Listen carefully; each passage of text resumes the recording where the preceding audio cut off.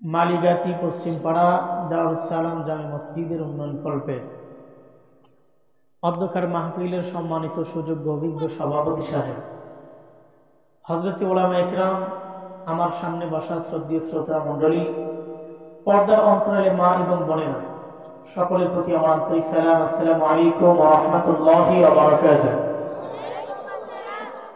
সর্বপ্রথম ওই আল্লাহ পাক রব্বুল আলামিনের শুকরিয়া জ্ঞাপন করি যে আল্লাহ তাআলা আমাদেরকে মানুষ রূপে সৃষ্টি করেছেন, শ্রেষ্ঠত্ব দান করেছেন, সুস্থতা দান করে, রাত্রির আরামের ঘুম থেকে ফারেক করে, হাজারো ব্যস্ততা থেকে ফারেক করে, দুনিয়াবি সকল কার্যক্রম থেকে ফারেক করে কোরআনুল কারীমের মাজলিসে এসে কোরআন থেকে কথা বলা এবং শোনার জন্য তৌফিক দান করলেন। সেই মহান তাবারক ওয়া তাআলার দরবারে জানাই লাখো কোটি শুকরিয়া, সকলেই করি আলহামদুলিল্লাহ। এবার সেই বিশ্ব নবীর উপর দরুদ ও সালাম পাঠ করি, যিনি ছিলেন সৃষ্টির মূল, হাবিবে রাসূল, মদিনার বুলবুল, মক্কার দুলাল, যিনি সেনার সেনাপতি, দলের দলপতি, মদিনার রাষ্ট্রপতি। বিজ্ঞানীরা খেতাব দিলেন তিনি শ্রেষ্ঠ বিজ্ঞানিক, দার্শনিকরা বললেন তিনি শ্রেষ্ঠ দার্শনিক, মানবতার জন্য যিনি হয়ে গেলেন করুণার প্রতীক। আল্লাহ পাক রব্বুল আলামিন যার উপরে নাজিল করে দিলেন আলোকোজ্জ্বল স্পষ্ট প্রদীপ, যিনি সৃষ্টির মূল, যিনি ডাক্তারদের ডাক্তার, মাস্টারদের মাস্টার, কিয়ামতের দিন যিনি হয়ে যাবে নাজাতের রাহবার। আল্লাহ পাক রব্বুল আলামিন যাকে খুশি হয়ে হাদিয়া দিবেন শরাবে কাউসার, সেই মহামানব যাহাকে উদ্দেশ্য করে আল্লাহ তাআলা পৃথিবী সহ সমস্ত কিছুকে সৃষ্টি করেছেন, সেই মহামানবের প্রতি একবার দরুদ ও সালাম পাঠ করি, সকলেই পড়ি সাল্লাল্লাহু আলাইহি ওয়াসাল্লাম। সম্মানিত উপস্থিতি, রাত্রি অনেক হওয়ার কারণে কোনো প্রকার ভূমিকা ছাড়া, কোনো প্রকার দরুদ ছাড়া, কোনো প্রকার গজল ছাড়া সরাসরি কোরআনুল কারীমের আলোচনায় যাব। আপনারা শেষ পর্যন্ত থাকবেন তো ইনশাআল্লাহ? হাত উঠায় বলেন তো দেখি, নারায়ে তাকবীর। আল্লাহ পাক রব্বুল আলামিন এই মজলিসটার দাম অনেক বাড়িয়ে দিয়েছেন। হতে পারে ছোট্ট মজলিস, কিন্তু এই মজলিসের দাম অনেক বেশি। হতে পারে এমন এর চাইতে অনেক বেশি মানুষ বিশিষ্ট মাহফিলের চাইতে আজকের এই ছোট্ট মজলিসটার দাম বেশি হইতে পারে। কিভাবে? রাসূল আকরাম সাল্লাল্লাহু আলাইহি ওয়াসাল্লাম বলেছেন, সাহাবীদেরকে বললেন, ও সাহাবীরা, তোমরা যদি একটি খেজুর আল্লাহর রাস্তায় দান করো, তোমাদের আমলনামার ভিতরে এক উহুদ পাহাড় পরিমাণ স্বর্ণ দান করলে যে সব, সেই সব আল্লাহ তাআলা দান করবে। কিন্তু এমন একটা সময় আসবে যে সময়টাতে যদি মানুষ উহুদ পাহাড় পরিমাণ স্বর্ণ আল্লাহর রাস্তায় দান করে, একটা খেজুর দান করার সওয়াবও পাবে। কখন? যখন মানুষের ভিতরে ইখলাস থাকবে না। কি থাকবে না? ইখলাস থাকবে না। তো ইখলাসের সাথে যদি আমরা এখানে বসতে পারি, কথা বলতে পারি এবং শুনতে পারি, আল্লাহ রাসূল সাল্লাল্লাহু আলাইহি ওয়াসাল্লামের বক্তব্য অনুযায়ী আজকে এই ছোট্ট মজলিসটাও অনেক বড় মজলিসের চাইতেও দামি হইতে পারে। এজন্য অল্প কিছু মানুষ এখানে একত্রিত হয়েছে। আল্লাহ পাক রব্বুল আলামিন যেন আমাদেরকে ইখলাসের সাথে বলা এবং আপনাদেরকে শোনার তৌফিক দান করেন, বলেন আমিন।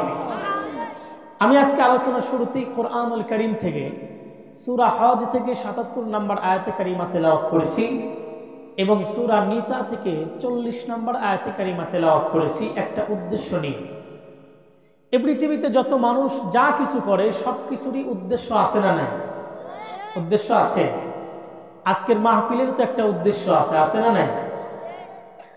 এই পৃথিবীতে যত মানুষ আছে এর মধ্য থেকে দুই শ্রেণীর মানুষ বাদে পৃথিবীর সব মানুষ সব কাজ করে কোনো না কোনো টার্গেট নিয়ে। দুই শ্রেণী কারা? এক শ্রেণী হলো মস্তিষ্কের ভারসাম্যহীন পাগল যারা, তারা। আর এক শ্রেণী হলো অবুঝ শিশু যারা, তারা। এছাড়া পৃথিবীতে যত মানুষ আছে প্রত্যেকটা মানুষের প্রত্যেকটা কাজের কোনো না কোনো টার্গেট আছে। এমনকি আমরা এই পৃথিবীতে এসেছি, আল্লাহ তাআলা আমাদেরকে পাঠিয়েছেন। আল্লাহ পাক রব্বুল আলামিন যা আমাদেরকে পৃথিবীতে পাঠিয়েছেন, আল্লাহ তাআলারও একটা টার্গেট আছে, উদ্দেশ্য আছে না নাই? আল্লাহ তাআলার উদ্দেশ্য কি? সংক্ষেপে বলি, আল্লাহ তাআলার উদ্দেশ্য হলো আল্লাহ পাক রব্বুল আলামিন আমাদেরকে জান্নাতে রেখেছিলেন। সুবহানাল্লাহ। আমরা প্রত্যেকটা মানুষই কিন্তু জান্নাতের অধিবাসী, চাই হিন্দু হোক, বৌদ্ধ হোক, খ্রিস্টান হোক, ইহুদি হোক, নাসারা হোক। পৃথিবীতে যত মানুষ আছে, আসছিল এবং আসবে, যান প্রত্যেকটা মানুষের অবস্থান ছিল জান্নাতে। কোথায়? কারণবশত আল্লাহ পাক রব্বুল আলামিন আমাদেরকে পৃথিবীতে প্রেরণ করেছেন, কিন্তু আল্লাহ পাক রব্বুল আলামিন চান যে বান্দা যেন এই পৃথিবী থেকে আবার তার বাড়ি জান্নাতে আসতে পারে, বান্দা যেন পৃথিবী থেকে আবার জান্নাতে আসতে পারে। এই জন্য আল্লাহ পাক রব্বুল আলামিন পৃথিবীতে আমরা আসার পরে আমাদেরকে কিছু গাইডলাইন দিলেন। কিভাবে? যে আদম আলাইহিস সালাতু ওয়াস সালাম থেকে নিয়ে শুরু করে শেষ নবী মুহাম্মদুর রাসূলুল্লাহ সাল্লাল্লাহু আলাইহি ওয়াসাল্লাম পর্যন্ত যত নবী আসছে, নিজ নিজ উম্মতের জন্য আল্লাহ পাক রব্বুল আলামিন আসমান থেকে কিতাব নাযিল করেছেন। এমনকি আমরা শেষ নবীর উম্মত যারা, আমাদের জন্য আল্লাহ পাক রব্বুল আলামিন একটি কিতাব নাযিল করেছেন। তার নাম কি বলতে পারবেন আপনারা? কি নাম? আল কোরআন। আল্লাহ পাক রব্বুল আলামিন আমাদের জন্য কোরআন নাযিল করেছেন। কেন? ওই যে আল্লাহ তাআলা দেখতে চান আবার জান্নাতে, কিন্তু জান্নাতে যে আবার দেখতে চান, দুনিয়াতে আসার পরে মানুষ তো নবী সারা জীবন পাবে না। যারা নবীকে দেখেছে, যারা নবীর সাথে চলেছে, তারা হয়তো জান্নাতে যাওয়া সহজ তাদের জন্য হয়েছে, কিন্তু যেই সময়ে নবী থাকবে না আমাদের সময়ে, এই সময়ের মানুষগুলি নবীহারা হয়ে এই পৃথিবী থেকে জান্নাতে যাবে কেমনে? আল্লাহ পাক রব্বুল আলামিন মানুষ যেন জান্নাতে যাইতে পারে এটা সহজ করার জন্য আমাদেরকে কোরআন নামক দৌলত দান করেছে। এটা অনেক বড় একটা নিয়ামত। সেই কোরআনুল কারীমের ভিতরে আল্লাহ পাক রব্বুল আলামিন সূরা হজে ৭৭ নম্বর আয়াতে কারিমায় বলেন, ইয়া আইয়ুহাল্লাযীনা আমানু রুকউ ওয়াসজুদু ওয়া'বুদু রাব্বাকুম ওয়াফআলুল খায়রা লাআল্লাকুম তুফলিহুন। আল্লাহ পাক রব্বুল আলামিন বান্দার পক্ষপাতিত্ব করলেন, বান্দা যেন আবার জান্নাতে ফিরে আসতে পারে। এই যে মানুষ দুনিয়া থেকে সফল কেমনে হবে, এই কেমনে হবে, এই কথার জবাব যদি শুনতে চান তাহলে সূরা হজের ৭৭ নম্বর আয়াত শিখতে হবে। আমরা তো মনে করি আমার ছেলে একটা বড় ইঞ্জিনিয়ার হয়েছে, বড় একটা ডাক্তার হয়েছে, অনেক সম্পদের মালিক হয়েছে, তো আমি সফল, বা আমি হয়েছি, আমি সফল। কিন্তু আল্লাহ পাক রব্বুল আলামিন কি বলেন? যে বান্দা এই পৃথিবী থেকে তুমি সফল কিভাবে, কবে হইবা, এ বিষয়ে সূরা আল ইমরানের ১৮৫ নম্বর আয়াতে কারিমা যদি আপনি দেখেন, আল্লাহ তাআলা বলেন, কুল্লু নাফসিন যায়িকাতুল মাউত ওয়া ইন্নামা তুওয়াফাউনা উজুরাকুম ইয়াওমাল কিয়ামাহ ফামান যুহজিহা আনিন নার ওয়া উদখিলাল জান্নাতা ফাকাদ ফাজ ওয়ামাল হায়াতুদ দুনিয়া ইল্লা মাতাউল গুরুর। আল্লাহ পাক রব্বুল আলামিন এই আয়াতে কারিমার ভিতরে আমরা সফল কখন হব এটা বলে দিলেন। কিভাবে বললেন? বলে কুল্লু নাফসিন যায়িকাতুল মাউত, প্রত্যেক প্রাণীকে মৃত্যুর স্বাদ গ্রহণ করতে হবে। ওয়া ইন্নামা তুওয়াফাউনা উজুরাকুম ইয়াওমাল কিয়ামাহ, যখন হাসরের ময়দানে, যখন কিয়ামত কায়েম হবে, আল্লাহ তাআলা যদি আমাকে ডান হাতে আমলনামা দেন, জাহান্নামের কঠিন আযাব থেকে আলাদা রাখেন এবং আমাকে জান্নাতে প্রবেশ করান, তখনই মানুষ সফল হয়, এর আগে হয়। জান্নাতে যাওয়ার আগ পর্যন্ত পৃথিবী থেকে কোনো মানুষ সফল হইতে পারে। কেন? এ পৃথিবীতে অনেক সম্পদের মালিক হইলেই সফল হয় না কেন? উদাহরণস্বরূপ একথা বলা যেতে পারে যে আপনাদের যমুনা নদীর ভিতরে অনেক মানুষ মাছ ধরতে যায় না? মনে করেন কয়েকজন ব্যক্তি ছিপ নিয়ে গেছে মাছ ধরার জন্য, অনেকক্ষণ বসে থাকার পর একজন ব্যক্তি মাছ ধরছে, অনেক বড় মাছ। এই মাছটা ধরার পর উনি তো নাচতেছে, আইরে এতগুলি মানুষ কেউ মাছ ধরতে পারে না সারাদিন, আমি ধরছি। উনি তো নাচানাচি চিল্লাচিল্লি করতেছে। এই সুযোগে মাছটাও একটা লাফ দিয়ে আবার পানিতে চলে গেছে। এখন বলেন যে এই ব্যক্তি এত বিশাল বড় একটা মাছ ধরলো, এই মাছ ধরার পর যে আনন্দ হইল, এই আনন্দ কি আর আছে? বরং আনন্দ তো নাই। সারাদিন বসে থেকে যারা মাছ ধরতেই পারে নাই, তার চাইতেও বেশি যন্ত্রণা তার আছে। মাছটি ধরার পর আবার চলে গেছে, অর্থাৎ এই মাছটি যেমন সে পাওয়ার পরে ধরে রাখতে পারলো না, এই জন্য সে সফল নয়। এই পৃথিবী থেকেও পৃথিবীর কোনো মানুষ সফল নয় ততক্ষণ পর্যন্ত যতক্ষণ পর্যন্ত চিরস্থায়ী জান্নাতে যাইতে না পারে। কারণ এ পৃথিবীর সম্পদ আজ আছে তো কাল নাই। হতে পারে এমন অনেক সম্পদের মালিক আল্লাহ আপনাকে বানাইছেন, কিন্তু এই সম্পদ ঠিকই আছে, আপনি পৃথিবী ছেড়ে চলে গেছেন। আর না হয়তো এমন যে আপনি আছেন কিন্তু আপনার সম্পদ আপনার কাছ থেকে আরেকজনের কাছে চলে গেছে। কথা বুঝে আসছে? তাহলে আল্লাহ পাক রব্বুল আলামিন বলেন যে বান্দা তুমি সফল হইবা কখন? যখন তুমি জান্নাতে প্রবেশ করবা। এইবার আসেন সফল হব কিভাবে, সফলটা হব কিভাবে? আল্লাহ পাক রব্বুল আলামিন আমাদেরকে জানিয়ে দিলেন, ইয়া আইয়ুহাল্লাযীনা আমানু রুকউ ওয়াসজুদু ওয়া'বুদু রাব্বাকুম ওয়াফআলুল খায়রা লাআল্লাকুম তুফলিহুন। আল্লাহ পাক রব্বুল আলামিন কোরআনুল কারীমের ভিতরে ঈমানদারদেরকে ডেকেছেন, ও ঈমানদারেরা তোমরা রুকু করো, তোমরা সিজদা করো। আমানু রুকউ ওয়াসজুদু ওয়া'বুদু রাব্বাকুম, তোমরা ইবাদত করো কার? জোরে বলেন কার? আল্লাহ। তোমরা ইবাদত করো আল্লাহ। আল্লাহ পাক রব্বুল আলামিন বলে তোমরা রুকু করো, সিজদা করো। এই পৃথিবীর জমিন থেকে কোন মানুষ যদি রুকু সিজদা বাদ দিয়ে আল্লাহর বান্দা হইতে চায়, পারবে না। আমাদের মাঝে তো অনেক পীর সাধু আছে যে মানুষগুলি জীবনে কোনোদিন রুকু সিজদার ধার ধারে না, কিন্তু বড় পীর হয়ে গেছে। আছে না নাই? জোরে বলে। নামাজ নাই কিন্তু বড় পীর হয়ে গেছে। নামাজ নাই কিন্তু ওই ব্যক্তি নিজেকে আলেম দাবি করলে মানবেন আপনারা? আল্লাহ বলেন তোমরা যদি ঈমানদার হও তাহলে তোমরা রুকু করো, সিজদা করো। সিজদার দাম অনেক বেশি। সিজদা ছাড়া পৃথিবীতে কোনো মানুষ আল্লাহ তাআলাকে পাইতে পারে না। সিজদা ছাড়া আল্লাহকে পাওয়া সম্ভব নয়। আল্লাহ পাক রব্বুল আলামিনকে পাইতে হলে সিজদার মাধ্যমে আল্লাহ তাআলাকে তালাশ করতে হবে। আমার নবীজি বলেছে, আল্লাহ তাআলার নৈকট্য অর্জন যদি করতে চাও তাহলে তুমি আল্লাহ তাআলার কুদরতি পায়ে সিজদা করো। আল্লাহ পাক রব্বুল আলামিনের কাছে সিজদার দাম অনেক বেশি। ছোট্ট একটা ইতিহাস বললে বুঝে আসবে। একদিন জিবরাইল আলাইহিস সালাতু ওয়াস সালাম আমার আল্লাহকে ডেকে বললেন, আল্লাহ গো, আমি আপনার কাছে জিজ্ঞাসা করতে চাই কি করলে আপনি আল্লাহ তাআলা খুশি হন? আল্লাহ তাআলা বললেন, সিজদা করলে আমি আল্লাহ খুশি হই। সঙ্গে সঙ্গে জিবরাইল আমিন সিজদায় পড়ে গেছে। সিজদায় গেছে তো গেছে, 1 বছর নয়, 2 বছর নয়, লাগাতার 30,000 বছর পর্যন্ত সিজদা করছে। সুবহানাল্লাহ। 30,000 বছর পর্যন্ত সিজদা করার পর জিবরাইল আমিন সিজদার মধ্যে মনে মনে ভাবতেছেন, আল্লাহ বুঝি এখন আমাকে ডাক দিবে। জিবরাইল মাথা উঠা, ও জিবরাইল আমি খুশি হয়ে গেছি। জিবরাইল আমিন মনে মনে ভাবতেছে, আল্লাহ বুঝি এখন আমাকে ডাকবে। কিন্তু 30,000 বছর পর্যন্ত সিজদা করার পর এখন পর্যন্ত আল্লাহ ডাকেও না।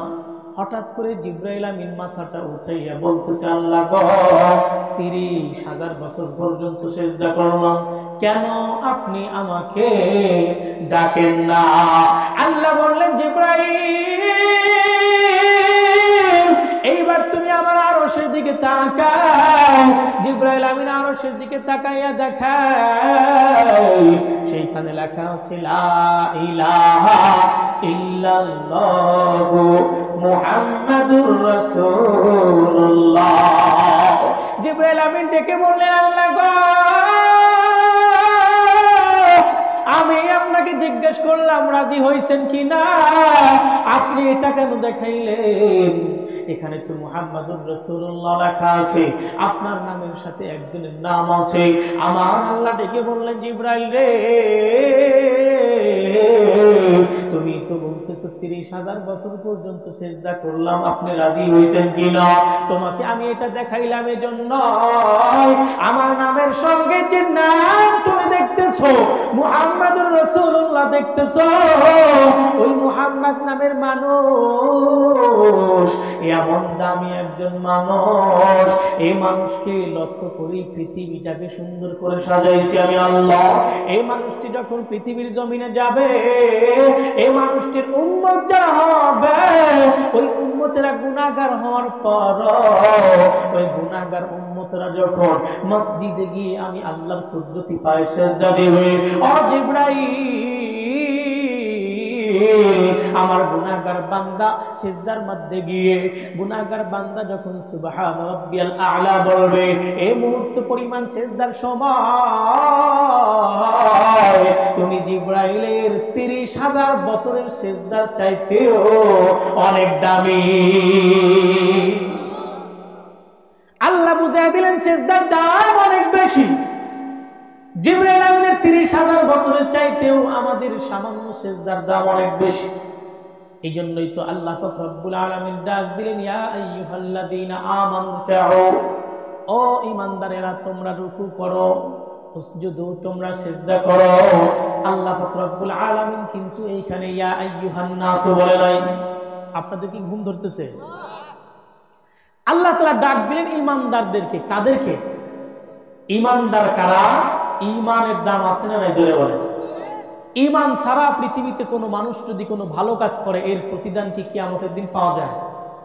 ঈমান ছাড়া পৃথিবীতে কোনো মানুষ হাজারো লক্ষ কোটি কোটি টাকা আল্লাহর রাস্তায় দান করলেও আখিরাতে সওয়াব আছে। অর্থাৎ ঈমান ছাড়া পৃথিবীতে কোনো মানুষ সফল হওয়ার সম্ভাবনা। এই জন্য ঈমান কি? ঈমানের দাম আছে না নাই জোরে বলেন। দেখেন, ঈমানের দাম যদি বুঝাইতে চাই একটুখানি সময় লাগবে, আপনারা থাকবেন তো শেষ পর্যন্ত। ঈমান আজকে আমাদের জন্য ঈমান শেখা কত সহজ হয়ে গেছে। ঈমান শিক্ষা করা, ঈমান বোঝা কত সহজ হয়ে গেছে। কিন্তু পৃথিবীতে অনেক সময় এমন অতিবাহিত হয়েছে যেই সময়টাতে ঈমান শেখা তো দূরের কথা, ঈমান নিয়ে থাকাটাও অনেক জরুরি ছিল। অনেক ইতিহাসের মধ্যে ছোট্ট একটি ইতিহাস আপনাদের সম্মুখে তুলে ধরব। আমাদের নবী মুহাম্মদুর রাসূলুল্লাহ সাল্লাল্লাহু আলাইহি ওয়াসাল্লাম এই পৃথিবীতে আসার অনেক বছর আগে হযরত ঈসা আলাইহিস সালাতু ওয়াস সালামকে আল্লাহ পাক রব্বুল আলামিন আসমানে উঠিয়ে নিলেন। তার অনেক সময় পরে এই মধ্যবর্তী সময়ের ভিতরে ইয়ামানের নাজরানের ভিতরে একজন বাদশা ছিল, যার নাম হলো বাদশা জুনাওয়াস। আপনারা কি অমনোযোগী হচ্ছেন? দেখেন ঈমানের পাওয়ার কত বেশি, ঈমানের দাম কত বেশি। এই যে ইয়ামানের নাজরানের ভিতরে যে বাদশা ছিল, এই বাদশার নাম কি বললাম? বাদশা জুনাওয়াস। কি নাম? বাদশা জুনাওয়াস। ওনার একটা চরিত্র আছে যে সম্পর্কে কিতাবে লেখেন, এই বাদশা জুনাওয়াসের চরিত্র হলো, আমার দেশের ভিতরে কোনো ঈমানদার দেখতে চাই না। এদেশের ভিতরে কখনোই ঈমানের কথা চলবে না, এদেশের ভিতরে কখনোই কোনো ঈমানদার ঢুকতে পারবে না। এমনকি তার এই কার্যক্রম তার জীবদ্দশায় অনেক বছর পর্যন্ত রানিং থেকেছে। কিন্তু দেখা গেল যে আস্তে আস্তে তার চুল সাদা হইতে লাগলো, তার দাড়িগুলি সাদা হইতে লাগলো। তখন তার অন্তরের ভিতরে একটু ভয় আসতেছে, কি করে যে আমার তো চুল সাদা হয়ে যাচ্ছে, আমি ঈমানদার এ দেশে দেখতে চাই না, কিন্তু আমারও তো একদিন মরণ হবে। ঠিক কিনা বলেন? পৃথিবীতে যত ইহুদি খ্রিস্টান হিন্দু যাই থাকুক না কেন, যত বিধর্মী আছে, কোরআনুল কারীমের কোনো কথা না মানলেও কুল্লু নাফসিন যায়িকাতুল মাউত এই কথাতেও অবিশ্বাস করে না। বাদশা জুনাওয়াস যখন দেখলো যে সে বৃদ্ধ হইতে শুরু করেছে, তখন উনি চিন্তা করলো, আমার মরণের পরে যদি এ দেশের ভিতরে কোনো ঈমানদার হয় তাহলে তো এটা আমার জন্য লজ্জার বিষয়। কি করা যায়? বলে আমার মরণের পরেও যেন এই নাজরানে কোনো ঈমানদার না হয়, এই ব্যবস্থা করতে হবে। কি করা যায়? পরামর্শক্রমে সারা পৃথিবীতে যত জাদুকার ব্যক্তি আছে প্রত্যেকটা জাদুকার ব্যক্তিকে আহ্বান করলেন তার দরবারে, বাদশার দরবারে। সকলেই চলে আসলো। জাদুকারদেরকে লক্ষ্য করে বলতেছেন, তোমাদের কাছে এমন কোন জাদু আছে যেই জাদু দ্বারা আমার অনুপস্থিতিতেও এই নাজরানের ভিতরে কোনো ঈমানদার হবে না, এমন কোন জাদু আছে? তারা বলতে লাগলো যে ডাইরেক্ট কোনো জাদু নাই, তবে ইনডাইরেক্টলি জাদু আছে। কেমন? বলে আপনার দেশের ভিতরে যত যুবক ব্যক্তি আছে এই যুবক ব্যক্তিদেরকে আমাদের কাছে নিয়ে আসেন, এদের মধ্যে থেকে চেহারা সুন্দর, ব্রেন অনেক সুন্দর এমন একজন যুবককে আমরা নিয়ে যাব আমাদের দেশে, তাকে জাদুবিদ্যা শিক্ষা দেব। জাদুবিদ্যা শিক্ষা দেওয়া শেষ হইলে আপনার নাজরানে ফেরত দিয়ে দিব, এরপরে আপনার এই দেশের ভিতরে কখনোই ঈমানদার হবে না। কেমনে? বলে তাকে জাদুবিদ্যা শিক্ষা দেব, সে জাদুর মাধ্যমে ভাই আর ভাইয়ের মধ্যে ঝগড়া লাগাই দিবে, মা সন্তানের মধ্যে ঝগড়া লাগাই দিবে, স্বামী স্ত্রীর মধ্যে ঝগড়া লাগাই দিবে, এক এলাকা আর এক এলাকার মাধ্যমে ঝগড়া শুরু হয়ে যাবে। এই যে ঝগড়া শুরু হবে, ঝগড়া করতে করতেই তো তাদের সময় শেষ, ঈমান শিখবে কখন? এটা হলো জাদুকারদের কথা। সর্বশেষ সংক্ষেপে বলি, সর্বশেষ সমস্ত যুবকদেরকে আহ্বান করলেন, তাদের মধ্য থেকে চেহারা সুন্দর, ব্রেন অনেক ভালো, এমন একজন যুবককে নির্বাচন করলেন যার নাম হলো আব্দুল্লাহ। কি নাম? আব্দুল্লাহকে এবার নিয়ে গেছে বিদেশে কি করার জন্য? জাদু শেখানোর জন্য। লম্বা টাইম পর্যন্ত জাদু শেখার পর যখন ফিরে আসবে, ফিরে এসেই দেখতেছে নাজরানের এক গাছের নিচে এক বৃদ্ধ ব্যক্তি বসে আল্লাহ আল্লাহ জিকির করতেছে। আল্লাহ আল্লাহ যখন জিকির করে তখন কি ওই আব্দুল্লাহ কি জিকির করার জন্য আসছে না ইমানদার খেদানোর জন্য আসছে? আব্দুল্লাহ এবার রাগান্বিত হয়ে গেছে, এত বছর পর্যন্ত আমি লেখাপড়া করে আসলাম, ইমানদার যেন না হয়, আর দেশের ভিতরে ঢুকতেই দেখতেছি ইমানদারের সমাগম, এটা সহ্য করা যায় না। হাঁটি হাঁটি পা পা করে সেই বৃদ্ধ ব্যক্তির কাছে গিয়ে বলতেছে, এই বৃদ্ধ, তোমাকে আমি বলে দিচ্ছি, আমি আমার বাদশার সঙ্গে দেখা করে আসব, ফিরে এসে যেন তোমাকে না দেখি। হুমকি দিয়ে দিলেন। এইবার এই বৃদ্ধ ব্যক্তিটি যুবক আব্দুল্লাহর চেহারার দিকে তাকিয়ে একটুখানি কান্না করলেন। যখন কান্না করলেন তখন আব্দুল্লাহ মনে মনে ভাবতেছে, মনে হয় ভয় পাইছে, মনে হয় বৃদ্ধ ভয় পাইছে, এই জন্য কান্না করতেছে। হঠাৎ করে দেখতেছেন যে বৃদ্ধ ব্যক্তি আবার একটু মুস্কি হেসে দিলেন।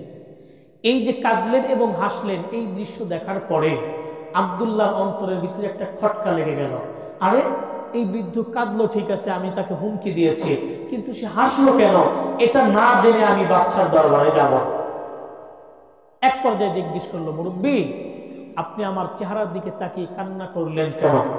এইবার এই বৃদ্ধ ব্যক্তি ডেকে বলতেছে, তোমার নাম কি? বলে, আমার নাম হলো আব্দুল্লাহ, আমি হইলাম বর্তমান বিশ্বের সবচাইতে বড় জাদুকর ব্যক্তি।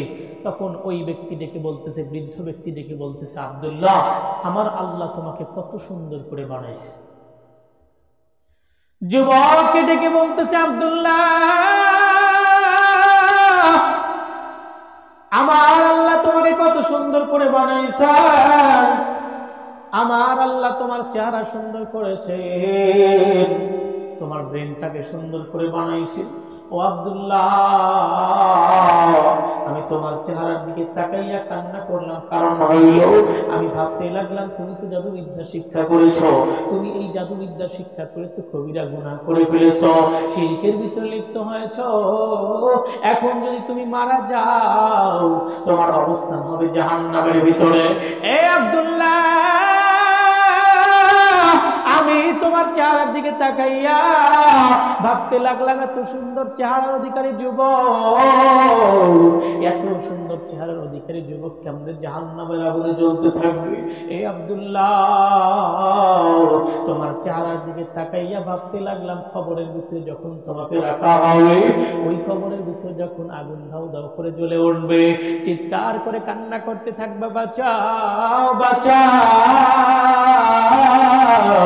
কিন্তু পৃথিবীর কোন মানুষ তোমাকে সেই আগুন থেকে বাঁচাইতে আসবে না।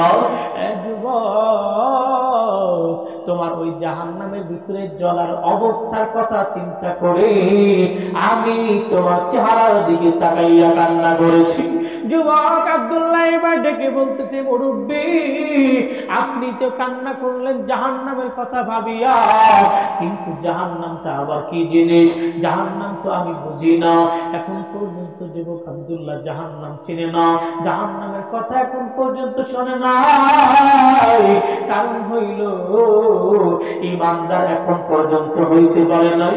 এই মালিকাতির মুসলমান, একটুখানি মনোযোগ দিয়ে শোনো। আমার আল্লাহ জিবরাইল আমিনকে ডেকে বললেন, ও জিবরাইল, যাও তুমি জাহান্নামটা দেখে আসো, জান্নাতটা দেখে আসো। জিবরাইল আমিন জান্নাত দেখার জন্য রওনা। লম্বা টাইম পর্যন্ত ভ্রমণ করলেন, ফিরে এসে আমার আল্লাহকে ডেকে বলেন, আল্লাহ গো, এত সুন্দর সুশীতল জান্নাতের ব্যবস্থা আপনি করেছেন মুমিনদের জন্য। আল্লাহ, এত সুন্দর জান্নাতের খবর পৃথিবীর কোন মানুষের কাছে যদি যায়, পৃথিবীর কোন মানুষ যদি জান্নাতের কথা যদি পেয়ে যায়, এই জান্নাতের নিয়ামতের বর্ণনাগুলি যদি শুনে ফেলে, আমার মনে হয় ওই মানুষগুলি জীবনে আর কখনো নেকির কাজ ছেড়ে দিবে না। আল্লাহ বললেন, ও জিবরাইল, যাও জাহান্নামটা দেখে আসো। এইবার চলে গেলেন জাহান্নাম দেখার জন্য। জাহান্নাম জাহান্নামকে দেখার পর জিবরাইল আমিন ফিরে এসে আমার আল্লাহকে ডেকে বলতেছেন, আল্লাহ গো, জাহান্নামের ভিতরে এত ভয়াবহতা, এই কঠিন শাস্তির ব্যবস্থা আপনি জাহান্নামীদের জন্য করেছেন, কিন্তু আল্লাহ গো, এই জাহান্নামের খবর যদি পৃথিবীর কোনো মানুষ পেয়ে যায়, ওই মানুষ জীবনে কোনোদিন আর কবিরা গুনাহে লিপ্ত হবে না। আমার আল্লাহ ডেকে বললেন, জিবরাইল যাও, তুমি এইবার জান্নাত আর জাহান্নামটা দেখে আসো। এইবার জান্নাত আর জাহান্নাম একসাথে দেখতে গেলে, দেখার পর অবাক হয়ে গেলেন, এ কি দেখলাম? প্রথমবার জান্নাত দেখলাম, জান্নাতের ভিতরে নিয়ামতগুলি দেখলাম, অবাক হয়ে বলতেছে, আল্লাহ গো, এ আমি কি দেখলাম? আগের বার জান্নাতে গেলাম কোনো কিছুই ছিল না, কিন্তু আমি যখন এইবার জান্নাত দেখার জন্য অগ্রসর হইলাম, আমি দেখতে পাইলাম জান্নাতের রাস্তা দিয়া শুধুমাত্র কেবলমাত্র কাটা আর কাটা দেখা যায়। জান্নাতের রাস্তা দিয়ে খালি কাটা আর কাটা। আরো অবাক হইলাম, জাহান্নাম দেখার জন্য যখন রওনা হইলাম, আমি দেখতে পাইলাম ওই জাহান্নামের রাস্তা দিয়া ফুল আর ফুল, ফুল আর ফুলের বাগান দেখা যায়। আল্লাহ গো, এটা কেমনে হইল? কি জন্য হইল? এটা কেমনে সম্ভব? আমার আল্লাহ জানায় দিলেন, জিবরাইল, তুমি তো মাত্র বললা যে মানুষ যদি জান্নাতের খবর পায়, ওই জান্নাতের খবর শোনার পর আর জীবনে কোনোদিন নেকির কাজ ছাড়বে না। যদি মানুষ জাহান্নামের ভয়াবহতা সম্পর্কে জানতে পারে, ওই মানুষ গুনাহ করবে না। কিন্তু জিবরাইল আমিন বর্ণনা করতেছি, আমাকে আল্লাহ তাআলা জানায়া দিলেন, জিবরাইল, ওই জান্নাতে যেই ব্যক্তি যাইতে চায়, ওই জান্নাতের রাস্তায় যদি কোনো ব্যক্তি চলতে চায়, ওই ব্যক্তির কাছে অবশ্যই অবশ্যই কাঁটা থাকবে। কি থাকবে জোরে বলেন? জান্নাতের রাস্তায় যদি আপনি চলতে চান, ওই জান্নাতের রাস্তায় কাঁটা আসবে। কেমনে? কোরআন থেকে হক কথা বললে বাধা আসে কি আসে না জোরে বলেন? কোরআনের হক কথা বলার কারণে নির্দোষ উলামা ইকরাম জেলের ভিতরে ঢুকতে পারে। কোরআনের হক কথা বলার কারণে আপনার এলাকা থেকে কোনো মানুষ আপনার কাছে কম দামিও হইতে পারে। কোরআনুল কারীমের হক কথা বলার কারণে কিছু মানুষের কাছে কিছু মানুষের দাম কমে যায়। কথা বলেন ঠিক না বেঠিক? এই হক কথা, এটা হলো মানুষের কাছে জান্নাতে যাওয়ার পথে কাঁটা। এই শীতের রাত্রিতে ঠান্ডা পানি দিয়ে ওযু করা কাঁটার মতো ফুটবে। কথা বলে না? ঠান্ডা পানি দিয়ে ওযু করেন শেষ রাতে, নামাজে যান মসজিদে, আল্লাহ পাক রব্বুল আলামিন আমাদের প্রত্যেককে 5 ওয়াক্ত নামাজ আদায় করার তৌফিক দান করেন, বলেন আমিন। এই যে শীতের রাত্রিতে ঠান্ডা পানি দিয়ে ওযু করে মসজিদের দিকে যান, এটা কিন্তু আমাদের কাছে কষ্টের কিনা বলেন? এই যে কষ্ট, এই কষ্টটা হলো জান্নাতে যাওয়ার রাস্তায় কাটা। একটা করে কাটা পার হবেন। নিজে অর্থ সম্পদ ইনকাম করেছেন, নিজের টাকা, এটা আল্লাহর রাস্তায় দেওয়া লাগে। এটা আপনার কাছে আমার কাছে কষ্ট মনে হবে, আমি ইনকাম করেছি, এটার মালিক আমি, কিন্তু আল্লাহ তাআলা সিস্টেম করলেন আপনার অর্থ থেকে অর্থগুলি আল্লাহর রাস্তায় ব্যয় করতে হবে। এটা আমার কাছে কাটা মনে হবে। নবীজি বলেন, কোন ব্যক্তি যদি এইভাবে কাটা পার হইতে হইতে হইতে হইতে তার হায়াত ফুরিয়ে যায়, হায়াত শেষ, তো ওই ব্যক্তি জান্নাতের ভিতরে চলে যায়। আমরা যারা মনে করতেছি ফুলের বাগানে আছি, ফুলের বাগান কেমন? বলে সারা রাত ঘুমাইছি, শেষ রাত্রিতে ওঠার প্রয়োজন মনে করি নাই, আজান হয়েছে তো হয়েছে, 9টা-10টার সময় উঠছি, অনেক আরাম লাগছে, শীতের ঠান্ডা পানি দিয়ে ওযু করা লাগে নাই, একটু আরাম লাগছে, ভালো লাগছে।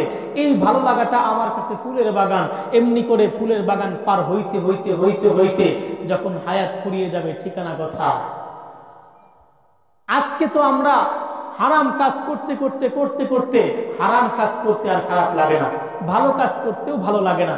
আজকে একটা কোরআনের আয়োজন, এখানে কোরআনুল কারীমের আলোচনা, অথচ আপনাদের এলাকায় কি এই কয়েকজনই মানুষ? আর মানুষ নাই? যদি গানের কোনো আসর হইতো, দাওয়াত কার্ড দেওয়া লাগতো না, এমনিতেই জায়গা পুরো হয়ে যেত। কথা বলেন ঠিক না ঠিক? গানের আসরে মানুষ আছে। আজকে তো আমাদের আশেপাশের সমাজের যুবক ভাইরা, এরা তো গান শোনেই, গান তো শুধু শোনেই না, বরং এই গানের কোনো কথাই তো বোঝা যায় না, শুধু বাড়ি আর বাড়ি। আছে না নাই আপনাদের এলাকায়? আছে। অথচ এই গানটা যদি আমার নবীর শানে গাইতে পারতাম, এই গানটা যদি আমার আল্লাহর শানে গাইতে পারতাম, তাহলে হতে পারে এমন আল্লাহর শানে নবীর শানে একটা গান গাওয়ার কারণে আল্লাহ তাআলা আপনাকে মাফ করে দিতে পারেন। সুবহানাল্লাহ বলেন। কিতনা মুবারক চেহারা হায় হায় কিতনি প্यारा दी है, कितनी प्यारा दी है तेरा चेहरा नूर देख कर प्यार कुदरत में बनाया हो तो मुझे पागल कर जाती है, कुदरत में बनाया हो तो मुझे पागल कर जाती है। मरहबा जोरे बोले। तेरा नजर झुके तो शाकरे झूठे नजर तुझ चले, तुम हंसले तो लुबलो जल जाए, जो दिखाए चाँद में शर्माए, तेरा रोशन रोशन गाल है, सर में आँखी है, पपरी पपरी लोग है, जलपी चूल है, जो बहुत काफिर मुस्लिम है, जो बहुत काफिर मुस्लिम है, चेहरे नूर देख कर प्यार कुदरत में बनाया हो तो मुझे पागल कर जाती है। तेरा मुसाफा करे तू खुशबू कहे, जो मुआनका करे तू जन्नत जाए, तुम दुआ करे तू कबूल होए, अबू हुरैरा ने इश्क़ है, तेरा मुबारक मुबारक नाम है, उम्मत जान है, शफाअत शफाअत काम है, मेरे लिए शफाअत करो, रोज़ हश्र दिन का प्यार कुदरत में बनाया हो तो मुझे पागल कर जाती है, कुदरत में बनाया हो तो मुझे पागल कर जाती है।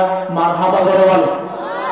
कितना मुबारक चेहरा हाय हाय कितनी प्यारा दी है, कितनी प्यारा दी है तेरा चेहरा नूर देख कर प्यार कुदरत में बनाया हो तुम मुझे पागल कर जाती है।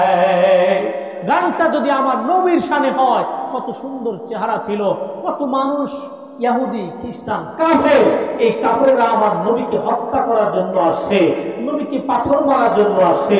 চেহারা মোবারক দেখার পরেই বলে উঠেছে যে এত সুন্দর চেহারার অধিকারী মানুষ কখনো পাগল হইতে পারে না, এই মানুষের সংস্পর্শে থাকলেই মানুষ ভালো হয়ে যাইত।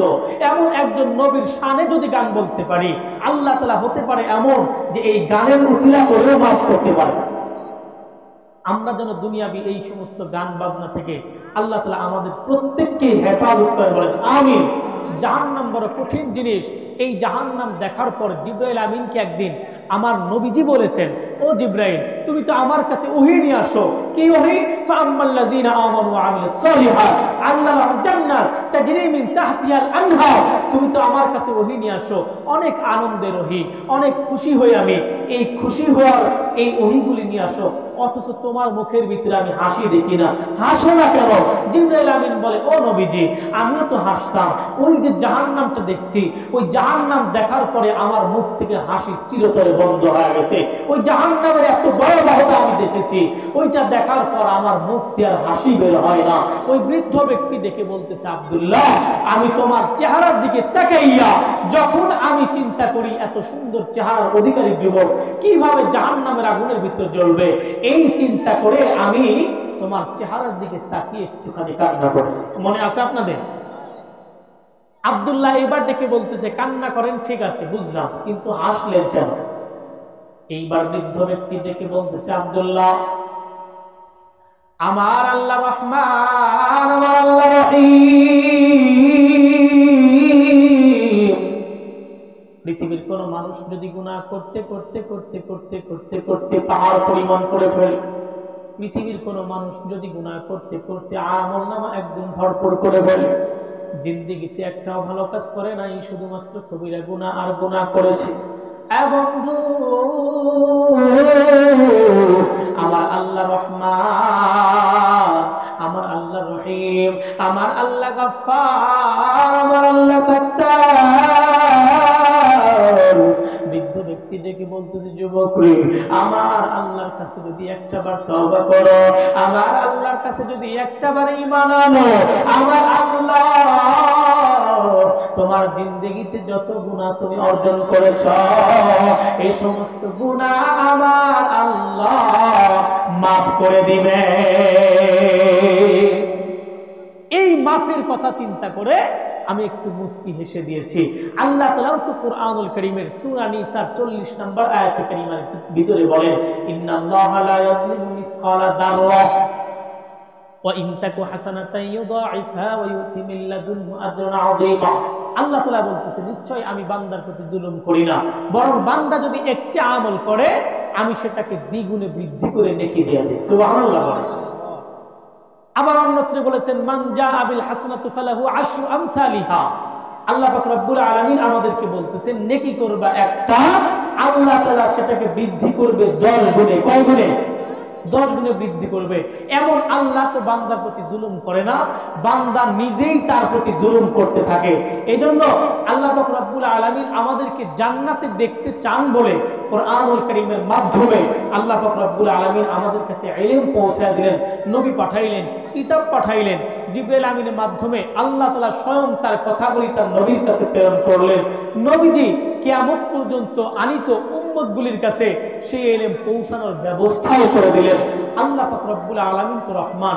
যুবক আব্দুল্লাহ এইবার চিন্তা করলেন, হায় রে, এত বছর পর্যন্ত আমি ভুল করলাম, গুনাহ করলাম, কিন্তু যদি আল্লাহর কাছে তওবা করি, মাফ চাই, আল্লাহ নাকি জীবনের সব গুনাহ মাফ করবে। এমন আল্লাহ তো আমি আর পাবো না। আর দেরি নাই, আমি এতদিন যা করছি, তো আজকে এই বৃদ্ধ ব্যক্তির হাতে হাত রেখে ইমানদার হয়ে গেছে। ইমানদার হয়ে গেছে। এখন অনেক লম্বা ইতিহাস, সংক্ষেপ করে বলি। বাচ্চারা কথা বলো না, বাচ্চারা বসো, কোনো প্রকার আওয়াজ দিও না। একটু কালিমা পড়ি, লা ইলাহা ইল্লাল্লাহ, লা ইলাহা, লা ইলাহা ইল্লাল্লাহ, লা ইলাহা, লা ইলাহা ইল্লাল্লাহ মুহাম্মাদুর রাসূলুল্লাহ। তালিমে মাগফিরাত भी तो कोई बार ये बारा है कि अल्लाह गफ्फारो है और तू है को सो क्या है धर में पड़ा उसे मानो साइल की बीमारो है अपनी हस्ती को हक पर मिटा कर देखा, अपनी हस्ती को हक पर मिटा कर देखा, है इलाहल आलामीन ऐ बेनायास। আমার আল্লাহ আব্দুল্লাহকে কবুল করলেন। আব্দুল্লাহ এইবার ইমানদার হলেন। ইমানদার হওয়ার পর যখন রাস্তায় চলতেছে, হঠাৎ করে রাস্তার মধ্যে দেখতে পাইলেন অনেকগুলি মানুষ দেখা যায়। এই মানুষের ভিড় কেন? রাস্তার মধ্যে এত ভিড় কেন? রাস্তার মধ্যে ভিড়টা দেখার পর হাঁটি হাঁটি পা পা করে আব্দুল্লাহ এইবার চলে গেলেন ওই লোকের ভিড়ের মধ্যে। কি ব্যাপার, তোমাদের এখানে কি হয়েছে? বলে, সামনের দিকে তাকাইয়া দেখো, রাস্তার মধ্যে বড় একটা বাঘ দাঁড়িয়ে আছে। এই বাঘকে কেউ সাহস করতেছে না বাঘের সামনে যাওয়ার জন্য, এই জন্য এত ভিড় হয়ে গেছে। এইবার আব্দুল্লাহ অন্তরের ভিতরে ঈমানের স্বাদ জন্মে গেছে। আব্দুল্লাহ চিন্তা করতেছে, মাত্রই তো ঈমান আনলাম, কার উপরে ধরে বলেন, মাত্রই তো ঈমানদার হইলাম, এই মাত্রই তো বৃদ্ধ ব্যক্তি আমাকে জানাইলো এই পৃথিবীতে আমার আল্লাহ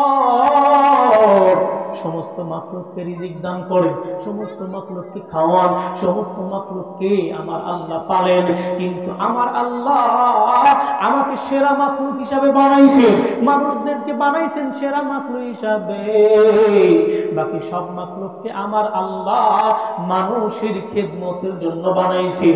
এই মাত্রই তো আমি ইমানদার হইলাম, দেখি ইমানের কোনো দাম আছে নাকি, এটা একটু পরীক্ষা করে নেই। আব্দুল্লাহ চিন্তা করতেছেন, দেখি ইমানের পরীক্ষা করে দেখি দেখি, ঈমানের পাওয়ার আছে নাকি পরীক্ষা করে দেখি। এই কথা চিন্তা করে যুবক আব্দুল্লাহ এইবার হাঁটি হাঁটি পা পা করে বাগের দিকে রওনা হয়ে গেল। পিছন থেকে সমস্ত ব্যক্তিরা দেখে বলতেছেন, যুবক রে, কে তুমি? কিভাবে সাহস পাও বাগের সামনে যাইতে? এতগুলি মানুষ বাগের সামনে যাইতে সাহস করলাম না, তোমরা কি করে, তুমি কি করে ওই বাগের সম্মুখে যাইতেছ? যুবক কোনো কথা বলে না, অন্তরে অন্তরে আল্লাহর সঙ্গে যোগাযোগ শুরু করে দিয়েছে। আল্লাহ গো, এইমাত্র ইমানদার হইলাম, দেখি ইমানের পাওয়ার আছে নাকি পরীক্ষা করার জন্য একদম বাগের সম্মুখে পর্যন্ত চলে গেছে। সুবহানাল্লাহ জোরে বলেন। শুধু বাগের সামনে যাই নাই, কিতাবের ভিতরে লেখেন এক হাত দিয়ে বাঘের কান ধরছে, আর এক হাত দিয়ে বাঘের গালে দুটো থাপ্পড় মারছে। আল্লাহু আকবার। বাঘকে থাপ্পড় মেরে বলতেছে, বাঘ, তোমাকে আমার আল্লাহ বানাইছে, আর আমার আল্লাহ তোমাকে জায়গা করে দিয়েছে জঙ্গলের ভিতরে, তুমি কেন সমতল ভূমিতে আসছো? তোমার এখানে আসা ঠিক হয় নাই, তুমি চলে যাও, তোমার জন্য পৃথিবীর সেরা মাখলুকদের কষ্ট হচ্ছে। দেখা গেল কি, এই বাঘটি থাপ্পড় খাওয়ার পর আক্রমণ তো দূরের কথা, মাথা যে নিচের দিকে দিছে আর মাথা উঠায় না, মাথা নিচের দিকে দিয়া জঙ্গলের ভিতরে চলে গেল। সুবহানাল্লাহ। এই দৃশ্য দেখার পর আর বুঝতে বাকি রইল না যে ইমানের পাওয়ার আছে। ইমানের পাওয়ার আছে, ইমানের পাওয়ার যুবক ব্যক্তি বুঝতে পারলেন। কিন্তু ওই যে পিছনে দাঁড়িয়ে থাকা লোকগুলি, এরা চিন্তা করলো, আরে এই যুবক আবার কেমন যুবক, এর ভিতরে কি আছে যে বাঘকে গিয়ে থাপ্পড় মারলো আর বাঘ মাথা নিচের দিকে যে জঙ্গলে চলে গেল। এই যুবক মনে হয় অনেক কিছু জানেন, তার কাছে যাইতে লাগলো। কেউ বলে, যুবক, আমার হাতের ভিতরে ব্যথা অনেক বছর হলো, আমার এই ব্যথা সারে না, আমাকে একটু ভালো করে দাও না। যুবক ব্যক্তি আল্লাহর নাম বলে হাত লাগাইলেই ব্যথা ভালো হয়ে যায়। অনেক রোগ যুবকের মাধ্যমে আল্লাহ তাআলা শিফা দান করলেন। এই খবরটি অল্প দিনের ভিতরে সারা এলাকা, নাজরানের সমস্ত এলাকায় পৌঁছে গেল। যেরকম আমাদের এলাকায় তো কিছুদিন পূর্বে একটা ঘটনা ঘটছিল, শুনছি, আপনারা হয়তো জানেন কিনা, যে ছোট্ট একটা বাচ্চা নাকি পানিতে ফু দিলেই যে কোনো রোগ ভালো হয়। আপনাদের এলাকায় কি প্রভাব আছে? আমরাও শুনেছিলাম। এই যে এই খবরগুলি কিন্তু অতি দ্রুত চারদিকে ছড়িয়ে পড়ে, ঠিক কিনা বলে? চারদিকে ছড়িয়ে পড়লো যে এমন একজন যুবকের দেখা মিলছে, যেই যুবকের কাছে গেলেই রোগ ভালো হয়ে যায়, একটু হাত স্পর্শ করলেই ভালো হয়ে যায়।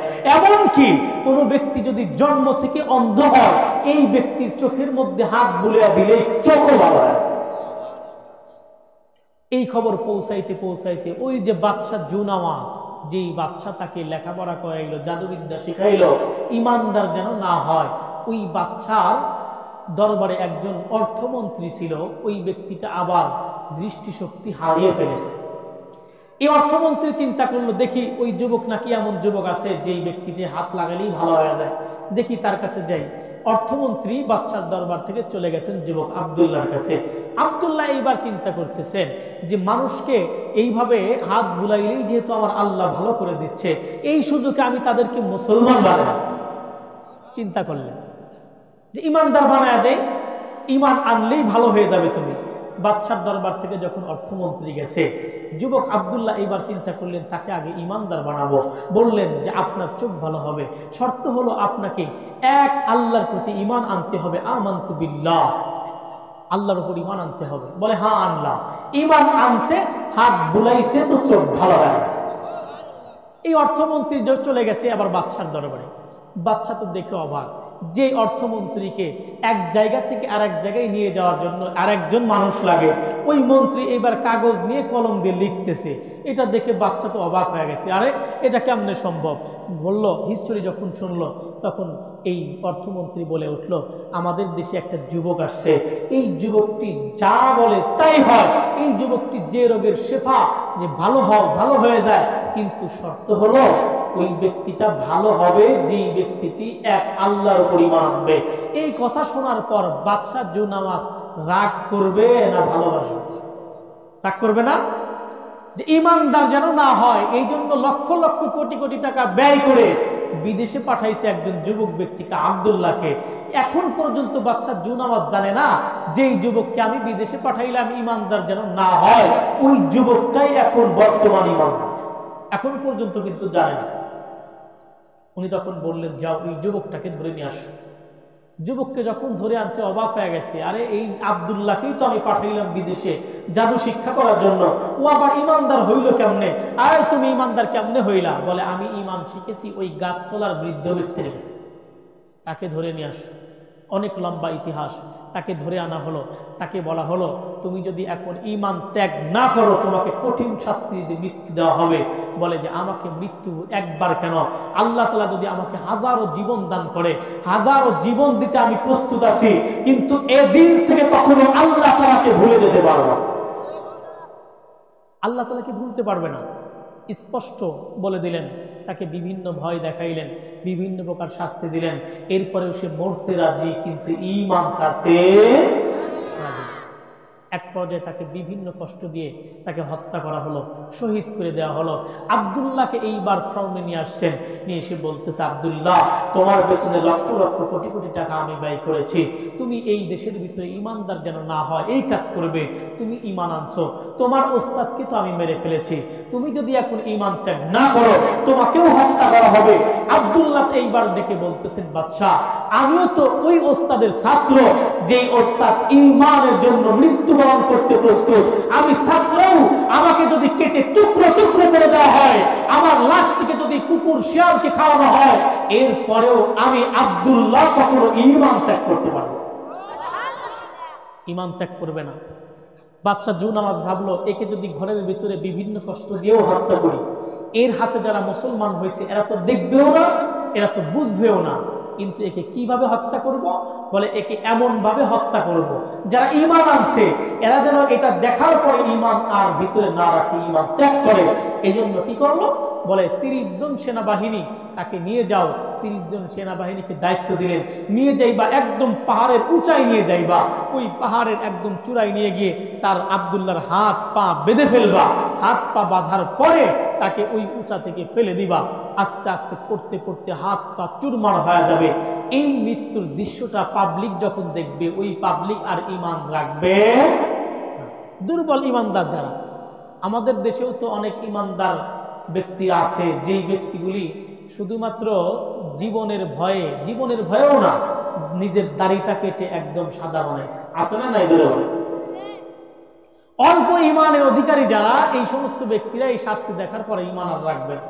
এই চিন্তা করে 30 জন সেনাবাহিনী নিযুক্ত করলেন, যাও পাহাড়ের উঁচাই নিয়ে গেছে, নিয়ে যাওয়ার পর হাত পা বেঁধে ফেলছে। বলেন তো দেখি, পৃথিবীতে কোনো মানুষ কি তাকে সাহায্য করার জন্য আর আছে? যেখানে 30 জন সেনাবাহিনী নিয়ে গেছে, আমাদের দেশের অনেক নির্যাতিত ওলামা একরাম ছিল, যাকে সহযোগিতা করার মতো মানুষ সমাজের ভিতরে ছিল না, কোনো আইন ছিল না তাদের পক্ষে। আমার আল্লাহ কি তাদেরকে বাঁচাইছেন? বাঁচাইয়া দিছে। আব্দুল্লাহ যোগাযোগ করতেছে দিলে দিলে আল্লাহর সঙ্গে, সুবহানাল্লাহ বলে। আল্লাহ তাআলাকে ডেকে বলতেছেন, আল্লাহ ও আল্লাহ, এইভাবে যদি আমার মরণ আমার তকদীরের ভিতরে থাকে, আমার কোনো আফসোস নাই, কিন্তু আল্লাহ গো আমার একটা আফসোস হলো, মাত্রই যারা ঈমান এনেছে এখন পর্যন্ত ঈমান শেখে নাই, এখন পর্যন্ত তোমার ইবাদত করতে শেখে নাই। ও আল্লাহ, আমি যদি এখন মারা যাই ওই মানুষগুলির কি উপায় হবে? ওই মানুষগুলি তো বেঈমান হয়ে যাবে। আমার আল্লাহ ডাক দিয়ে বলেন, আল্লাহু ওয়ালিয়ুল্লাযীনা আমানু, পৃথিবীর জমিনে যত ঈমানদার ব্যক্তি আছে, এই ঈমানদার ব্যক্তিগুলি যখন আমার আল্লাহর দরবারে হাত উত্তোলন করে, আল্লাহ বলেন আমার ঈমানদার বান্দা হাত তুলতে দেরি, কিন্তু ওই দোয়াটাকে কবুল করতে আমি আল্লাহ দেরি করি না। পৃথিবীতে কোনো মানুষ যদি, কোনো ঈমানদার ব্যক্তি যদি বিপদে পড়ে যায়, ওই ব্যক্তিটাকে সহযোগিতা করার জন্য আমার আল্লাহ আসমান থেকে ফেরেশতা নাজিল করেন। এটা বোঝানোর জন্য ছোট্ট একটা ইতিহাস বললে বুঝে আসবে। মদিনার জমিন থেকে একজন দিনদার ব্যক্তি ঘোড়ায় করে সফরে রওনা হইল। সফরে যখন রওনা, একজন ডাকাত ব্যক্তি আছে, ওই ডাকাতের মুখের ভিতরে দাঁড়িয়ে আছে, মাথার মধ্যে টুপি আছে, দেখে বোঝার কায়দা নাই এই ব্যক্তিটি ডাকাত, এটা বোঝার কায়দা নাই। ডাক দিয়ে বলতেছে, ভাই গো কোথায় যাবেন? বলে অমুক জায়গায় যাবো। বলে আমার আমাকে একটু নিয়ে যান। দিনদার ব্যক্তি ভাবে একজন ব্যক্তিকে সহযোগিতা করলে নেকি আছে না নাই, জোরে বলেন। দিনদার ব্যক্তি ভাবে যেই কাজই করে মনে হয় নেকি হচ্ছে, এই জন্য করি। ওয়াজ শুনতে আসছি নেকি হবে এই জন্য আসি, ভালো কাজ করি কারণ নেকি হবে এই জন্য আসি। দিনদার ব্যক্তি ভাবতেছে এই ব্যক্তিটাকে যদি আমি তার গন্তব্যে পৌঁছায় দেই, আমিও যেহেতু ওই দিকে যাব, নিয়ে যাই না। পিছনে উঠাইছেন, অনেক দূর যাওয়ার পর বলতেছে ভাই আপনি কোন দিকে যাবেন? বলে এই দিকে যাব। ডাকাত ব্যক্তি পিছন থেকে বলতেছে ভাই আপনি যদি বাম দিকের এই রাস্তা দিয়ে যান অতি অল্প সময়ের ভিতরে গন্তব্যে পৌঁছাইতে পারবেন। দিনদার ব্যক্তি ভাবতেছে যদিও আমি রাস্তা চিনি না, কিন্তু যেহেতু এই ভাই বলছেন, এই ভাই মুখের ভিতরে তো দাঁড়িয়ে আছে, মাথার মধ্যে আছে, তুমি মিথ্যা বলবে না। এই কথা চিন্তা করে এইবার দিনদার ব্যক্তি ওই দিকে রওনা হইল। কিতাবের ভিতরে লেখেন কিছু দূর যাওয়ার পর দেখতে পাইলেন ওই জায়গার ভিতরে আর কোনো রাস্তা নাই, সেখানে শেষ হয়ে গেছে, রাস্তা নাই। অবাক হয়ে গেল, রাস্তা তো নাই, কোনো জনবসতি নাই, কিচ্ছু নাই, শুধু মরুভূমি আর মরুভূমি। এখন কি উপায় হবে? ঘোড়াটা যখন থামছে, পিছন থেকে ডাকাত ব্যক্তি নামছে, নামার পর খিলখিল করে হাসতেছে আর বলতেছে তুমি এইবার শেষ, তোমাকে এখন আমি জবাই করে তোমার রক্ত পান। দিনদার ব্যক্তি বলতেছে ভাই আমার অপরাধটা কি? বলে আমার হাতে যারা মৃত্যুবরণ করে তাদের কোনো অপরাধ লাগে না, অপরাধ ছাড়াই আমি তোমাকে হত্যা করে ফেলবো, অপরাধ ছাড়াই তোমাকে মামলা দেব, অপরাধ ছাড়াই তোমাকে 3 বছর 4 বছর জেলখানার ভিতরে রাখবো। অপরাধ ছাড়াই শক্তিশালী ব্যক্তিরা কিন্তু অপরাধ ছাড়াই নির্দোষ মানুষদেরকে কিন্তু অনেক মজলুম বানায়। কথা বলেন ঠিক না ব্যাঠে? দিনদার ব্যক্তি এবার দেখতে বলতেছে ভাই গো, অপরাধ ছাড়াই যেহেতু আমাকে হত্যা করবা, আমি ভেবেছিলাম তুমি হইলা দিনদার ব্যক্তি, কিন্তু তুমি যে ডাকাত এটা আমি জানি না। মৃত্যুবরণ যেহেতু করতেই হবে, আমার একটা আবদার তোমাকে রক্ষা করতে হবে। বলে কি করবা বলো? বলে মৃত্যুর আগে আমি 2 রাকাত নামাজ পড়তে চাই। কারণ হইল ইমানদার ব্যক্তি বিপদে পড়লেই নামাজে কথা বলবে কার সাথে? আল্লাহর সঙ্গে যোগাযোগ করবে নামাজের মাধ্যমে। দিনদার ব্যক্তি বলতেছে ভাই গো আমাকে 2 রাকাত নামাজ পড়ার সময় দাও। ডাকাত ব্যক্তি বলতেছে 2 রাকাত নামাজ পড়া আমার হাত থেকে তুমি বাঁচতে পারবা না, কারণ ওই দিকে তাকাইয়া দেখো, ওই দিকে যত কঙ্কাল দেখা যায় ওই কঙ্কালগুলি কোনো না কোনো মুসলমানের কঙ্কাল, ওই কঙ্কালগুলিও 2 রাকাত 4 রাকাত নামাজ পড়ছে কিন্তু আমার হাত থেকে বাঁচতে পারে নাই। যুবক ব্যক্তি দিনদার ব্যক্তি এবার ডেকে বলতেছে ভাই গো নামাজ পড়বো তোমার হাত থেকে বাঁচার জন্য নয়, আমার আল্লাহ তার সাথে কথা বলার জন্য, আমার আল্লাহর সঙ্গে মহব্বত রাখার জন্য, আমার আল্লাহর নৈকট্য প্রাপ্তির জন্য। আমার আল্লাহ যে মাধ্যমটি দিয়েছেন ওই মাধ্যমের নাম হইল নামাজ। সর্বশেষ 2 রাকাত নামাজ পড়ার সুযোগ দিলে নামাজ পড়ে দিনদার ব্যক্তি হাত উঠেছে আসমানের দিকে, আল্লাহ আল্লাহ বলিয়া ডাক দিছেন। মোনাজাত শেষ করিয়া দেখে একজন ব্যক্তি ঘোড়া নিয়ে আসছে, হাতে একটা তরবারি নিয়ে আসছে। তরবারিটি নিয়ে এসে বলতেছে ডাকাত ব্যক্তি এই দিনদার ব্যক্তিকে যদি তুমি হত্যা করতে চাও, একে যদি মারতে চাও, তাহলে সর্বপ্রথম আমার সাথে যুদ্ধ করতে হবে। দেখা গেল কি আগত ব্যক্তির সঙ্গে তরবারি দিয়ে যুদ্ধ করতে করতে করতে করতে এক পর্যায়ে ডাকাত সেখানে মৃত্যুবরণ করলো।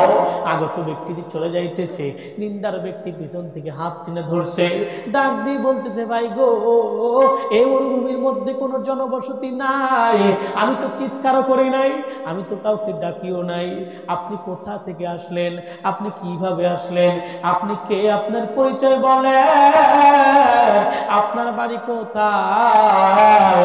এইবার আগত ব্যক্তি ডেকে বলতেছে ও আল্লাহর বান্দা, তুমি মনে করতেছো আমি মনে হয় মানুষ, কিন্তু তুমি জানো না আমি এই পৃথিবীর কোনো মানুষ নয়, আমি হইলাম আল্লাহ তাআলার পক্ষ থেকে পাঠানো ফেরেশতা। এইবার দিনদার ব্যক্তি বলতেছে ও ফেরেশতা, আল্লাহ তাআলা কি আপনাকে বানাইছেন ইমানদারকে সহযোগিতা করার জন্য? ফেরেশতা ডেকে বললেন, ও আল্লাহর বান্দা, শুধুমাত্র আমি না, বরং আল্লাহ পাক রব্বুল আলামিন আসমানে অনেকগুলি ফেরেশতাকে বানাইছেন, অসংখ্য ফেরেশতা রেডি করে রাখছেন। কিসের জন্য?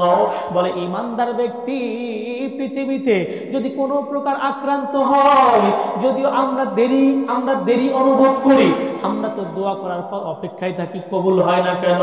দোয়া করি আর অপেক্ষায় থাকি, কবুল হয় না কেন? চাকরির জন্য দোয়া করি, কবুল হয় না কেন? আমার নবীজি ডেকে বললেন, উম্মতেরা, ঈমানদার ব্যক্তি যদি হও আর আমার আল্লাহর কাছে যদি দোয়া করো, ঈমানদার ব্যক্তির দোয়া আল্লাহ কখনো ফেরত দেয় না।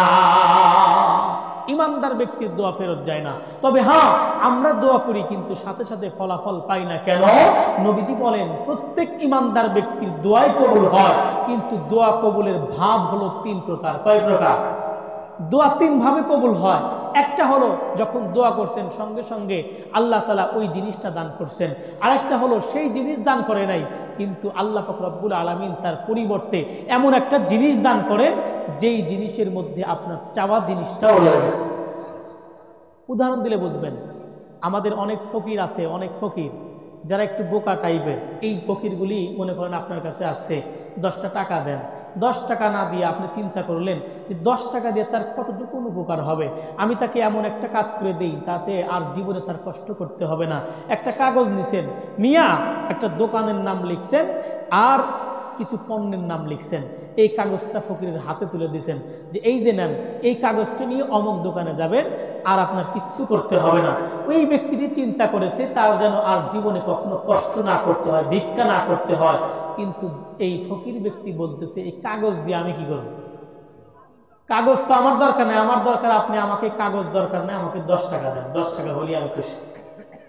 10 টাকা নিবে, কিন্তু এই কাগজ সে নিবে না। কেন? কারণ সে বোঝে নাই যে এই কাগজের ভিতরে ওই 10 টাকার হাজারো 10 টাকা আছে। আল্লাহ পাক রব্বুল আলামিনের কাছে আমরা দোয়া করি এক জিনিস, আল্লাহ আমার এই অভাব দূর করে দাও, বা এমন একটা জিনিস দোয়া করছি যে সেটা পাই নাই, কিন্তু আল্লাহ তাআলা এমন ভাবে এমন কিছু নিয়ামত দান করেছেন যে এই চাওয়া জিনিসটা ওই জিনিসটার ভিতরেই রয়ে গেছে। আরেকটা প্রকার হলো যে ঈমানদার ব্যক্তি আল্লাহর কাছে দোয়া করবে বেশি বেশি। কেন? ফলাফল যদি দুনিয়াতে নাও আসে, কিয়ামতের দিন নাকি বান্দা আমলনামা দেখার পর অবাক হয়ে যাবে, বলবে, আল্লাহ গো, আমি তো 1 লক্ষ টাকা মসজিদে দান করি নাই, এ সব কেন? আমি তো হজ করি নাই, হজের সব কেন? আমি তো এই কাজ করি নাই, এই কাজের সব কেন? আল্লাহ তাআলা বলবেন, বান্দা তুমি তো আফসোস করছিলা, তুমি তো আমি আল্লাহর কাছে দোয়া করছিলা, কিন্তু ওই দোয়ার ফলাফল দুনিয়াতে পাঠাই নাই, ওই দোয়াটাই আজকে নেকিতে রূপান্তরিত করে তোমার জন্য আখিরাতের সামান বানায় দিয়েছি। সুবহানাল্লাহ বলে। এই জন্য ঈমানদার ব্যক্তি দোয়া করলে দোয়া কখনো ফেরত দেওয়া হয় না। যুবক আব্দুল্লাহ এইবার একদম পাহাড়ের চূড়ায়, মনে আছে আপনাদের? হাত পা বেঁধে ফেলেছেন, আল্লাহর সঙ্গে যোগাযোগ শুরু হয়ে গেছে। আল্লাহ বলে, জমিন তুমি আর ঠিক থেকো না। জমিন নাচানাচি করতে শুরু করে দিয়েছে, ভূমিকম্প শুরু হয়ে গেছে, পাহাড় ফেটে 2 টুকরা হয়ে গেছে।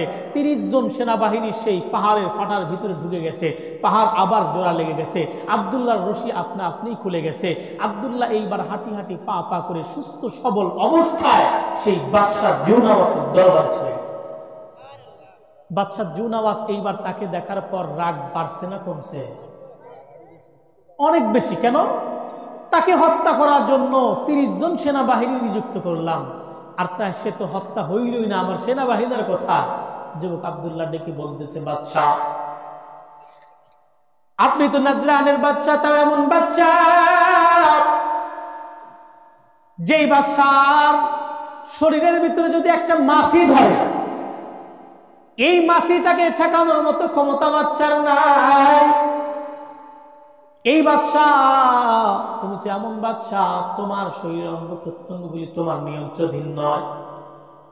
অনেক সময় মানুষের গোস্তের ভিতরে লাভ দেয় কি দেয় না, জোরে বলেন? মানুষের মাংস পেশিতে যখন লাভ দেয়, কোনো মানুষ কি ওটা ঠেকাইতে পারে? কোনো মানুষের ক্ষমতা নাই। বাদশাহ এইবার বুঝতে পারলেন এই যুবক তো সাধারণ কোন যুবক নয়, একে হত্যা করতেই হবে। ঈমানের পাওয়ার তার ভিতরে আছে। এইবার যুবক ব্যক্তিকে মৃত্যুবরণ করানোর জন্য 60 জন সেনাবাহিনী নিযুক্ত করলেন। কয়জন ধরে বলেন? 60 জন সেনাবাহিনী নিযুক্ত করলেন। 30 জন তো মারা গেছে, 30 জন তো যুবকের সাথে পারে নাই। এই যুবককে হত্যা করতে হলে অল্প দেওয়া হবে না, 60 জন সেনাবাহিনী নিযুক্ত করছে। এইবার আর পাহাড়ের চূড়ায় নিয়ে যাইবা না, এইবার নিয়ে যাইবা তুমি সাগরের একদম মধ্যখানে। সাগরের মধ্যখানে নিয়ে গিয়ে তার কোমরের সাথে বড় বড় গাছের ডোমগুলি বেঁধে ফেলবা, বড় বড় ভারী ভারী পাথরগুলি কোমরের সাথে বাঁধবা, আর সাগরের মধ্যখানে গিয়ে তাকে সাগরের একদম নিচে ফেলে দেওয়া। পানির মধ্যে ফেললে সঙ্গে সঙ্গে কোমরের সাথে তো ভারী বস্তু থাকার কারণে একদম সাগরের তলদেশে যাবে। বড় বড় হাঙ্গরগুলি তাকে খেয়ে ফেলবে, বড় বড় আল্লাহর মাখলুকগুলি তাকে খেয়ে ফেলবে। যুবকের ইতিহাস এখানে শেষ হয়ে যাবে। কিন্তু আমার আল্লাহ মৃত্যুর জন্য সময় নির্ধারণ করছে কি করে নাই? জোরে বলেন। মৃত্যুর জন্য সময় এবং জায়গা নির্ধারণ করে রেখেছেন। কোন মানুষ কবে মারা যাবে, কখন মারা যাবে, 1 সেকেন্ড কম বেশি হবে না। আল্লাহ বলেন ইযা জা আজালুহুম লা ইস্তাখিরুনা সাআতান ওয়া লা ইস্তাকদিমুন। যদি জানতোই তাহলে ইদ্রিস পয়গম্বরের মৃত্যু হয়েছিল 4র্থ আসমানে। ইদ্রিস আলাইহিস সালাতু ওয়াস সালাম আল্লাহ পাক রব্বুল আলামিনের পেয়ারা একজন নবী। আল্লাহ পাক রব্বুল আলামিন তাকে জানায়া দিলেন, ও জিবরাইল যাও আমার পয়গম্বর ইদ্রিসকে গিয়ে বলো এখন থেকে আপনি যদি একটি আমল করেন আপনার আমলনামার ভিতরে ডাবল সওয়াব দেওয়া হবে। সুবহানাল্লাহ জোরে বলেন। ইদ্রিস আলাইহিস সালাতু ওয়াস সালামের খবরটি শোনার পর উনি চিন্তা করতে লাগলেন যে আমার এই সামান্য সময় কতটুকু হায়াত আছে আমি জানি না। আল্লাহ তাআলা একটা নিয়ামত দিলেন, একটি আমল করলে 2টি আমলের সওয়াব আল্লাহ তাআলা দিয়ে দিবেন। এইটা শোনার পর জিবরাইল আমিনকে ডেকে বলতেছে, ভাই জিবরাইল একটা উপকার করো, আল্লাহ তাআলা যেহেতু আমাকে নিয়ামত দিয়েছেন, একটি আমল করলে 2টি আমলের সওয়াব পাওয়া যাবে। এখন আমার আকাঙ্ক্ষা হলো আমি আর জীবনে কতদিন বেঁচে থাকবো, এই পৃথিবীতে কতদিন থাকবো এটা জানার বড় ইচ্ছা। আল্লাহর কাছ থেকে আমার জন্য একটু হায়াতটা বাড়ায় দাও। কেন? কারণ হইল একটি আমল করলে 2টি আমলের নেকি আমার আল্লাহ দিয়ে দিবে। জিবরাইল আমিন ডেকে বললেন, ও পয়গম্বর আমার কাছে তো এই দায়িত্ব নাই, কখন কার হায়াত ফুরিয়ে যাবে এই দায়িত্ব আমার কাছে নাই। বলে কার কাছে আছে? বলে আজরাইলের কাছে আছে। বলে চলো না একটু আজরাইলের কাছে যাই, আমাকে একটু আজরাইলের কাছে নিয়ে যাও। আজরাইলের কাছে নিয়ে গিয়ে আমি তাকে জিজ্ঞাসা করব আমার হায়াত আর দুনিয়াতে কতদিন আছে, এই যতদিন হায়াত আছে আমার আল্লাহ তাআলার কাছে বলে হায়াতকে একটু বৃদ্ধি করা যায় কিনা। ও জিবরাইল আমাকে একটু আজরাইল কাছে নিয়ে যাও। জিবরাইল আমিন চক্ষুটা বন্ধ করে দেখলেন আজরাইল কোথায় আছে। আজরাইলের তো থাকার কথা হলো সিদরাতুল মুনতাহা, আজরাইল তো থাকার কথা ওই 7ম আসমানের উপরে, কিন্তু আজরাইলকে দেখতে পায় না। আজরাইল এই মুহূর্তের মধ্যে 4র্থ আসমানে অবস্থান করেছে। জিবরাইল আমিন ডেকে বললেন, ও পয়গম্বর আপনার তো সহজ হয়ে গেল, আপনি আমার পিঠের উপর উঠে বসেন, মুহূর্ত সময়ের ভিতরে আমি ওই 4র্থ আসমানের ভিতরে আপনাকে নিয়ে যাব। কারণ হইল আজরাইল এখন আছে হইল 4র্থ আসমানে। 4র্থ আসমানে আজরাইলের কাছে নিয়ে গেলেন, ভিতর থেকে আজরাইল আলাইহিস সালাতু ওয়াস সালাম ভিতরে আছেন। জিবরাইল ডেকে বললেন, পয়গম্বর আপনি এখানে থাকেন, আমি আজরাইলের কাছ থেকে পারমিশন নিয়ে আসি। আজরাইলের কাছে যখন চলে গেলেন, আজরাইল ডেকে বলতেছে, জিবরাইল আপনি কেন এখানে আসছেন? জিবরাইল আমিন ডেকে বলতেছে, ভাই আজরাইল আমি তো দুনিয়া থেকে একজন পয়গম্বরকে আপনার দরবারে নিয়ে আসছি। বলে কাকে নিয়ে আসছেন? বলে ইদ্রিস পয়গম্বরকে নিয়ে আসছি। জিবরাইল আমিনের কথা শুনিয়া আজরাইল আলাইহিস সালাতু ওয়াস সালাম আল্লাহর শুকরিয়া আদায় করতে শুরু করলেন। ও আল্লাহ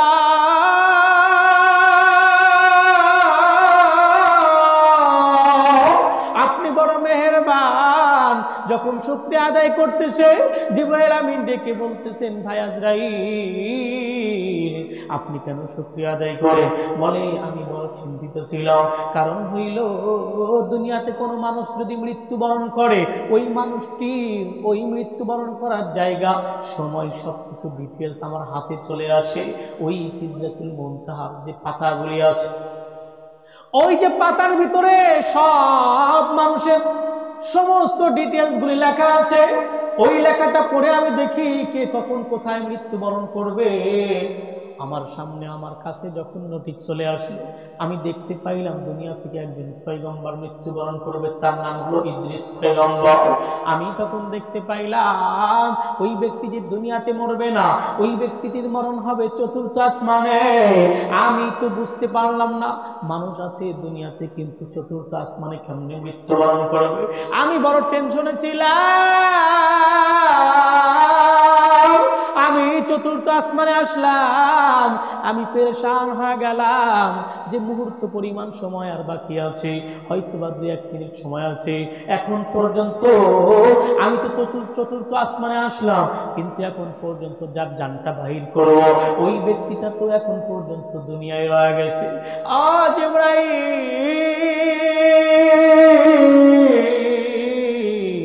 তুমি মুহূর্তের মধ্যে তাকে দুনিয়া থেকে চতুর্থ আসমানে নিয়ে আসো। তার মরণটা চতুর্থ আসমানে লেখা ছিল। এ মুসলমান, যার মউত যেখানে আছে ওই মউত সেখানেই সেইভাবেই হবে। আমার আল্লাহ জানা দিলেন, ইমানদার ব্যক্তিরা তোমরা যদি জান্নাতে যাইতে চাও, তাহলে অবশ্যই অবশ্যই তোমাকে রুকু করতে হবে, সিজদা করতে হবে, আল্লাহর বন্ধু হইতে হবে। আল্লাহু ওয়ালিয়ুল্লাযিনা আমানু ইখরিজুহুম মিনায-যুলুমাতি ইলান-নূর। যুবক আব্দুল্লাহকে এইবার নিয়ে গেল ওই সাগরের একদম মধ্যখানে। তার কোমরের সাথে পাথর বাঁধা হলো, তার কোমরের সাথে বড় বড় গাছের ডুমগুলি বাঁধা হলো, তাকে ফেলিয়ে দেবে। কিন্তু দেখা গেল কি, আমার আল্লাহ বলেন যে ব্যক্তিগুলি আমি আল্লাহর বন্ধু, ওই ব্যক্তিগুলির অন্তরের ভিতরে দুনিয়ার কোনো মহাব্বত থাকে না। ওই ব্যক্তিগুলির অন্তরের ভিতরে কখনোই সম্পদের লোভ থাকে না। যেই ব্যক্তিগুলি ঈমানদার, ওয়াল্লাযীনা আমানু আশাদ্দু হুব্বাল লিল্লাহ, ঈমানদার ব্যক্তিরাই আমি আল্লাহ তাআলাকে মহব্বত করে ভালোবাসে। আল্লাহ পাক রব্বুল আলামিন জিবরাইল আমিন সাথে কথা বলতেছে। আল্লাহ পাক রব্বুল আলামিন যখন ইব্রাহিম পয়গম্বরকে খলিলুল্লাহ বলেছিলেন, ইব্রাহিম পয়গম্বরকে যখন খলিল বললেন, অর্থাৎ বন্ধু, খলিল হলো বন্ধু, ফেরেশতারা ডেকে বলতেছে, আল্লাহ গো, ইব্রাহিম পয়গম্বরের এত বেশি সম্পদ, এত বেশি সম্পদের মালিক কখনোই আল্লাহর বন্ধু হইতে পারেন না। কারণ হইল যেই ব্যক্তির সম্পদ যত বেশি, ওই ব্যক্তির সম্পদের প্রতি মহাব্বত তত বেশি। কথা বলেন ঠিক না ভাই? সম্পদ যার যত বেশি, সম্পদের লোভ তার তত বেশি থাকে। ফেরেশতারা ডেকে বললেন, আল্লাহ গো, ইব্রাহিম পয়গম্বরের অনেক বেশি সম্পদ, এত সম্পদের মালিক কিভাবে আল্লাহর খলিল হয়? আল্লাহ তাআলা ডেকে বললেন, যাও আমার বন্ধু ওই খলিলকে তুমি পরীক্ষা করে আসো। জিবরাইল আমিন ইব্রাহিম পয়গম্বরকে পরীক্ষা করার জন্য রওনা হইলেন। জিবরাইল আমিন যদি নিজের সূরত ধারণ করে ইব্রাহিম পয়গম্বরের কাছে চলে যায়, উনি তো চিনতে পারবেন জিবরাইল। এই জন্য জিবরাইল আমিন এইবার নিজের সূরত বাদ দিয়ে একজন সাধারণ বৃদ্ধ ব্যক্তির সূরত ধারণ করলেন। তার বাড়ির সম্মুখে গিয়ে আল্লাহর প্রশংসার বাক্যগুলি গাওয়া শুরু করলেন। আল্লাহর প্রশংসার বাক্যগুলি শোনার পর ভিতর থেকে ইব্রাহিম পয়গম্বর যখন আল্লাহর প্রশংসার বাক্য শুনছে, তার অন্তর শীতল হয়ে গেছে, বাইরে চলে আসছেন। এইবার জিবরাইল আমিন বৃদ্ধ ব্যক্তির সূরত ধারণ করে তার প্রশংসার বাক্যগুলি বলা বন্ধ করে দিয়েছেন। ইব্রাহিম পয়গম্বর অনুরোধ করে, বলেন তো দেখি আমার আল্লাহর প্রশংসার বাক্য বলে আল্লাহর প্রশংসার বাক্য শোনার জন্য আমার মন ব্যাকুল। জিবরাইল আমিন ডেকে বলে, এই মুহূর্তের মধ্যে আমি আর বলতে পারবো না। ইব্রাহিম পয়গম্বর বলে, আমার আল্লাহর সামনে কথা বললে আমার ভালো লাগে, আমার আল্লাহর প্রতি মহব্বত এত বেশি। আল্লাহর পয়গম্বর ইব্রাহিম তখন ডেকে বললেন, ভাই গো, তুমি কি কি নিবা? আমার কাছ থেকে তুমি কি চাও? যা কিছু চাও আমি সব কিছু দিতে রাজি, কিন্তু ওই আল্লাহর প্রশংসার বাক্যগুলি আমি শুনতে চাই। জিবরাইল আমিন ডেকে বললেন, না, এই মুহূর্তের মধ্যে আমি আর বলতে পারবো না। ইব্রাহিম পয়গম্বর ডেকে বললেন, ভাই গো, আমার আল্লাহ আমাকে অনেক সম্পদের মালিক বানাইছে, আমার যত সম্পদ আছে সব সম্পদ তোমাকে দিয়ে দিব, এরপরেও তুমি আমার আল্লাহর প্রশংসার বাক্য শোনাও। যেই ব্যক্তি সামান্য আল্লাহর প্রশংসার বাক্য শোনার জন্য তার সমস্ত সম্পত্তি দিয়ে দিতে চায়, ওই ব্যক্তির অন্তরের ভিতরে কি সম্পদের মহব্বত আছে? জিবরাইল আমিন এইবার উদাও হয়ে গেছে। এই কথাটাই তো আমার আল্লাহ কিয়ামতের দিন যখন নাকি পৃথিবীর মানুষগুলি মিথ্যা বলতে শুরু করবে, পৃথিবীর মানুষগুলি বলতে লাগবে, আল্লাহ গো, আমাকে জাহান্নামী করো না, কারণ হইল দুনিয়াতে আমি অনেক গরিব ছিলাম। কেউ বলবে দুনিয়াতে অনেক ধনী ছিলাম, ধনী হওয়ার কারণে ইবাদত করতে পারি নাই। কেউ বলবে গরিব হওয়ার কারণে ইবাদত করতে পারি নাই, কারণ এত গরিব বানাইছো, এত গরিব বানাইছো যে দুনিয়াতে রিক্সা চালাইছি, দুনিয়াতে ক্ষেত খামারে কাজ করেছি, ইবাদত করার সময় পাই নাই। আমার আল্লাহ তখন চিত্র তুলে ধরবে, ধনীদেরকে ডেকে বলবেন, ও বান্দা, তোমার কাছে যে সম্পদ আমি দিয়েছিলাম, তোমার চাইতে লক্ষ লক্ষ কোটি গুণে বেশি সম্পদ দিয়েছিলাম আমার পয়গম্বর ইব্রাহিমকে। আমার পয়গম্বর ইব্রাহিম যদি এত সম্পদের মালিক হওয়ার পরও যদি সে আল্লাহর গোলামিতে লিপ্ত হইতে পারে, তুমি কেন পারো নাই? তোমার কথা আজকে গ্রহণযোগ্য হবে না। এ মুসলমান, এক শ্রেণীর মানুষ ডেকে বলবে, আল্লাহ গো, আমি দুনিয়াতে অনেক গরিব ছিলাম, এত গরিবী অবস্থার মধ্যে তুমি রেখেছিলা যে গরিবী অবস্থার কারণে ইবাদত করতে পারি নাই। তখন আমার আল্লাহ একটা চিত্র তখন তুলে ধরবেন। ও মুসলমান, দিলটা নরম করে দিয়ে একদম মনোযোগ সহকারে কথাগুলি শুনতে হবে। আমার পর্দার অন্তরালের মা গো, আজকে অনেক মা বোন আছে, যেই মা বোনগুলি স্বামী গরিব হওয়ার কারণে অনেক সময় স্বামীকে কটাক্ষ করে কথা বলে, তুমি আমাকে এই দিতে পারো নাই, ওই দিতে পারো নাই, জীবনে আমাকে তুমি কি দিয়েছো, এমন কথা বলে। মা গো, আল্লাহ তাআলার শুকরিয়া আদায় করবা, স্বামী যতটুকু তোমাকে দিতে পেরেছে সন্তুষ্ট থাকবা। হতে পারে এমন স্বামীর অসন্তুষ্টি নিয়া পৃথিবীর কোন স্ত্রী কখনোই জান্নাত পাইতে পারে না। এ মা, এ বোন, কথাগুলি দিল দিয়ে শোনো।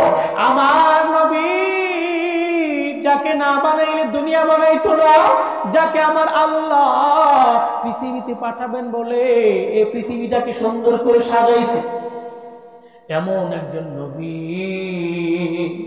উনি একদিন রাস্তা দিয়ে চলতেছে, ক্ষুধার্ত অবস্থা, 7 দিন পর্যন্ত খাবার খায় না, 7 দিন পর্যন্ত কোনো খাবার খায় নাই, রাস্তা দিয়ে চলে আর দিলে দিলে চিন্তা করে, ক্ষুধার যন্ত্রণা আর সহ্য করতে পারি না, দেখি এই রাস্তা দিয়ে যাইতেই তো আমার মেয়ে ফাতেমার বাড়ি, আমার মেয়ের বাড়িতে গেলে অবশ্যই মেয়ে আমাকে কিছু খাইতে দেবে। এ মুসলমান,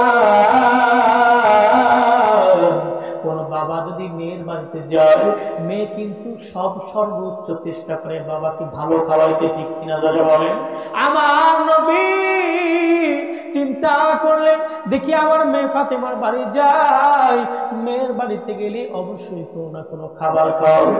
এই কথা চিন্তা করে আমার নবীজি রওনা হইলেন ফাতেমার বাড়ির দিকে। বাড়ির সামনে গিয়া, দরজার সামনে গিয়া ডাক দিলেন, মা গো, ও ফাতেমা, দরজা খোলো। নবী আমার ডাকে, কিন্তু ভিতর থেকে কোনো আওয়াজ নাই। ভিতরের আওয়াজ না দেখিয়া নবীজি আবার ডাকতে থাকলেন, কিন্তু ভিতর থেকে কোনো আওয়াজ নাই। এইবার আমার নবী কান্না জড়িত আওয়াজ দিয়া ডাক দিয়ে বলতেছে, ও মা গো, তোমাকে আমি ডাকছি কিন্তু তুমি ডাকে সাড়া দাও না কেন? মা, অল্প বয়সী শিশু অবস্থায় মা মারা গেছে, আমি তো তোমাকে মা বলিয়া ডাকি। আমি কি অপরাধ করেছি যে আমি ডাকি তুমি ভিতর থেকে সাড়া দাও না? এইবার কান্না জড়িত আওয়াজে ফাতেমা রাদিয়াল্লাহু তাআলা আনহা ডাক দিয়ে বলতেছে, বাবা গো, আমি তোমার ডাক শুনেছি, কিন্তু বাবা আফসোস, বড় আফসোস, তোমার ডাকে যে সাড়া দিয়ে দরজাটা খুলবো এমন কাপড় আমার পরিধানের মধ্যে নাই।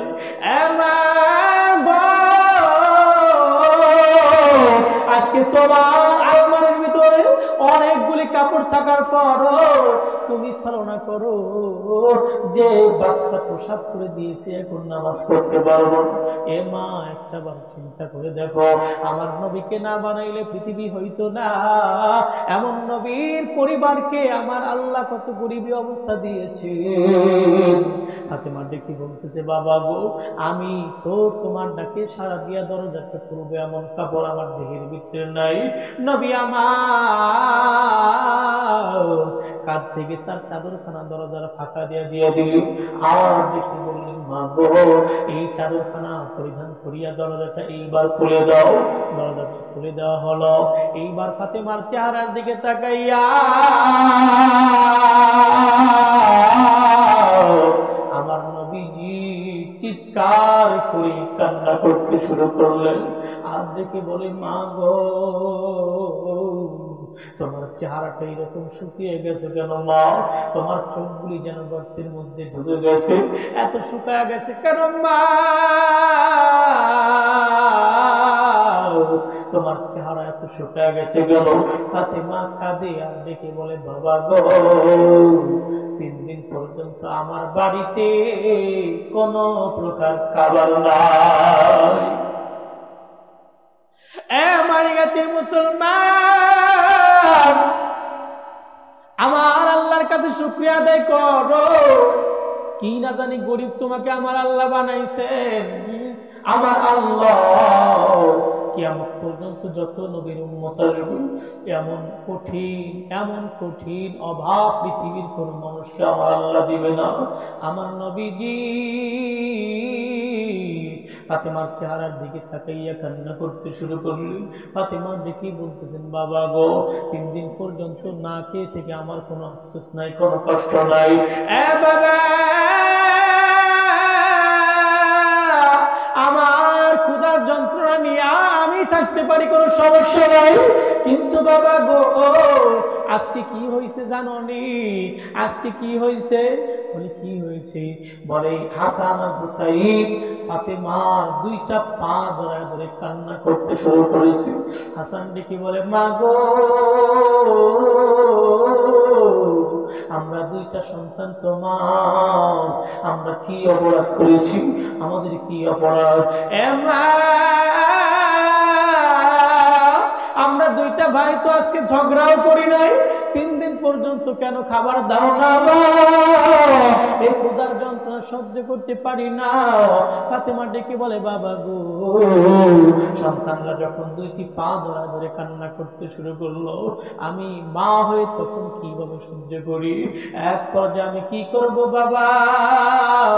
ঘরে তো কোনো প্রকার খাবার নাই, কিন্তু হুসাইন আর হাসানের কান্না সহ্য করার মতো নয়।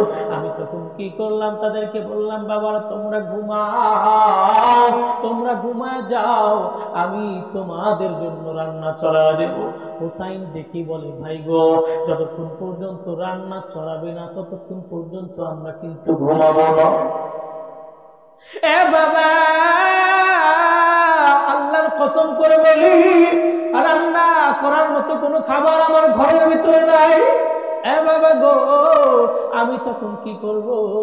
একটা পাতিলের ভিতরে কিছু পাথরের টুকরা নিলাম আর কিছু পানি নিয়ে জাল দেওয়া শুরু করলাম। পাথরের নড়াচড়ার আওয়াজ শুনিয়া হুসাইন দেখি বলে, হাসান ভাই, চলো যাই, আমরা ঘুমায়া যাই, রান্না হইলে মা আমাদেরকে ডেকে দেবে, আমরা খাবো। বাবা, ওই যে হাসান হুসেন ঘুমায় গেছে, এখন যদি ঘুম থেকে জাগ্রত হওয়ার পর আমার কাছে খাবার চায়, আমি তাকে কোথায় থেকে খাবার দেব বাবা? নবীজিও কান্দে, ফাতেমাও কান্দে। কান্নার আওয়াজ শুনিয়া হাসান আর হুসাইনের ঘুমটা ভেঙে গেল। হাসান হুসাইন দৌড়ে আসলো নানার কাছে, কাদের উপর দুই ভাই দুইটা হাত রেখে বলতেছে, নানা গো, তোমাকে আমরা স্মরণ করেছি, তুমি আসছো, ভালো হয়েছে। এ নানা, তোমার কাছে আজকে একটা বিচার দেব।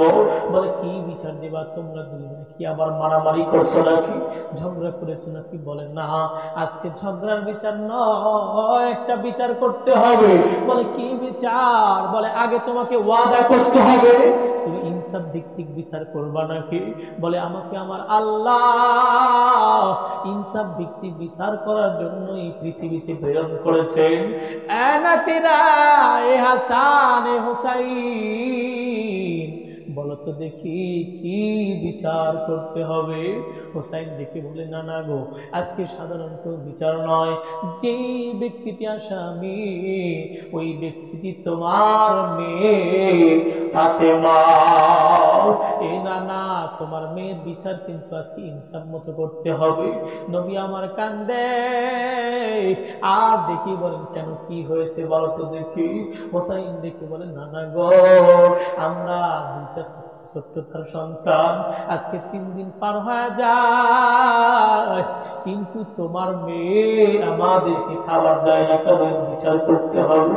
এই কথা শুনে আমার নবীজি কান্না করতে শুরু করলেন, নাও নাও করে কান্দে। নবীজির কান্না শুনিয়া হাসান দিকে বলে, ভাই হুসাইন, নিজের মেয়ের বিচার করতে হবে বলে নানা আমার কান্না করতেছি, নিজের মেয়ের বিচার উনি করতে পারবে না, চলো বিচারের দরকারে আমরা চলে যাই। নবী আমার ডেকে বললেন, ও হাসান, ও হুসাইন, একটাবার পেছনের দিকে তাকাও। নবী আমার জামাটা উঠাইয়া পেটের সাথে পাথর বাঁধার কথা কিতাবে আসে। নবী আমার ডেকে বললেন, হুসাইন, এ হাসান, যে বিচারকের কাছে 3 দিন না খেয়ে থাকার বিচার তুমি চাইলা, ওই বিচারক তো নিজেই 7 দিন যাবত কিছুই খায় না। এ মুসলমান ইমানদার, যে মানুষগুলি কিয়ামতের দিন আমার আল্লাহ তাআলাকে ডেকে বলবে, আল্লাহ গো, অনেক গরিবী অবস্থার মধ্যে ছিলাম, এই জন্য ইবাদত করতে পারি নাই, সম্পদ ছিল না, এই জন্য তোমার রাস্তায় ব্যয় করতে পারি নাই, গরিব ছিলাম, মানুষ তো 1 লক্ষ টাকা আল্লাহর রাস্তায় ব্যয় করেছে, কিন্তু আমার ছিল না, আমি তো এই জন্য দিতে পারি নাই। আল্লাহ বলবেন, আমার নবীর চাইতেও কি তুমি বেশি গরিবী অবস্থার মধ্যে ছিল নাকি? পৃথিবীতে কোনো মানুষ আমার নবীর চাইতে গরিবী অবস্থার মধ্যে থাকবে না। কেন? কারণ হইল আমার নবীজি গরিবী অবস্থাটাকে আল্লাহর কাছ থেকে চেয়ে নিয়েছেন, যেন তার উম্মতেরা বলতে না পারে যে গরিব ছিলাম এই জন্য ইবাদত করতে পারি নাই। আমার আল্লাহ জিবরাইল আমিনকে পাঠিয়ে দিলেন, ও নবীজি, আল্লাহ তাআলা বলেছে উহুদ পাহাড়কে স্বর্ণ বানায় দিবি। নবী বলেন, না, আমি যদি ধনী হই আমার উম্মতরা কি সকলেই ধনী হবে নাকি? বলেন, না, তা দেওয়া হবে না। আমার উম্মতরা যদি ধনী না হয়, আমার উম্মতরা যদি গরিব হয়, তাহলে আমি নবী কিভাবে ধনী অবস্থায় দুনিয়াতে জীবন যাপন করব? এ মুসলমান, আল্লাহর কাছে কোনো তাল বাহানা চলবে না। কি জোরে বলেন, আল্লাহর কাছে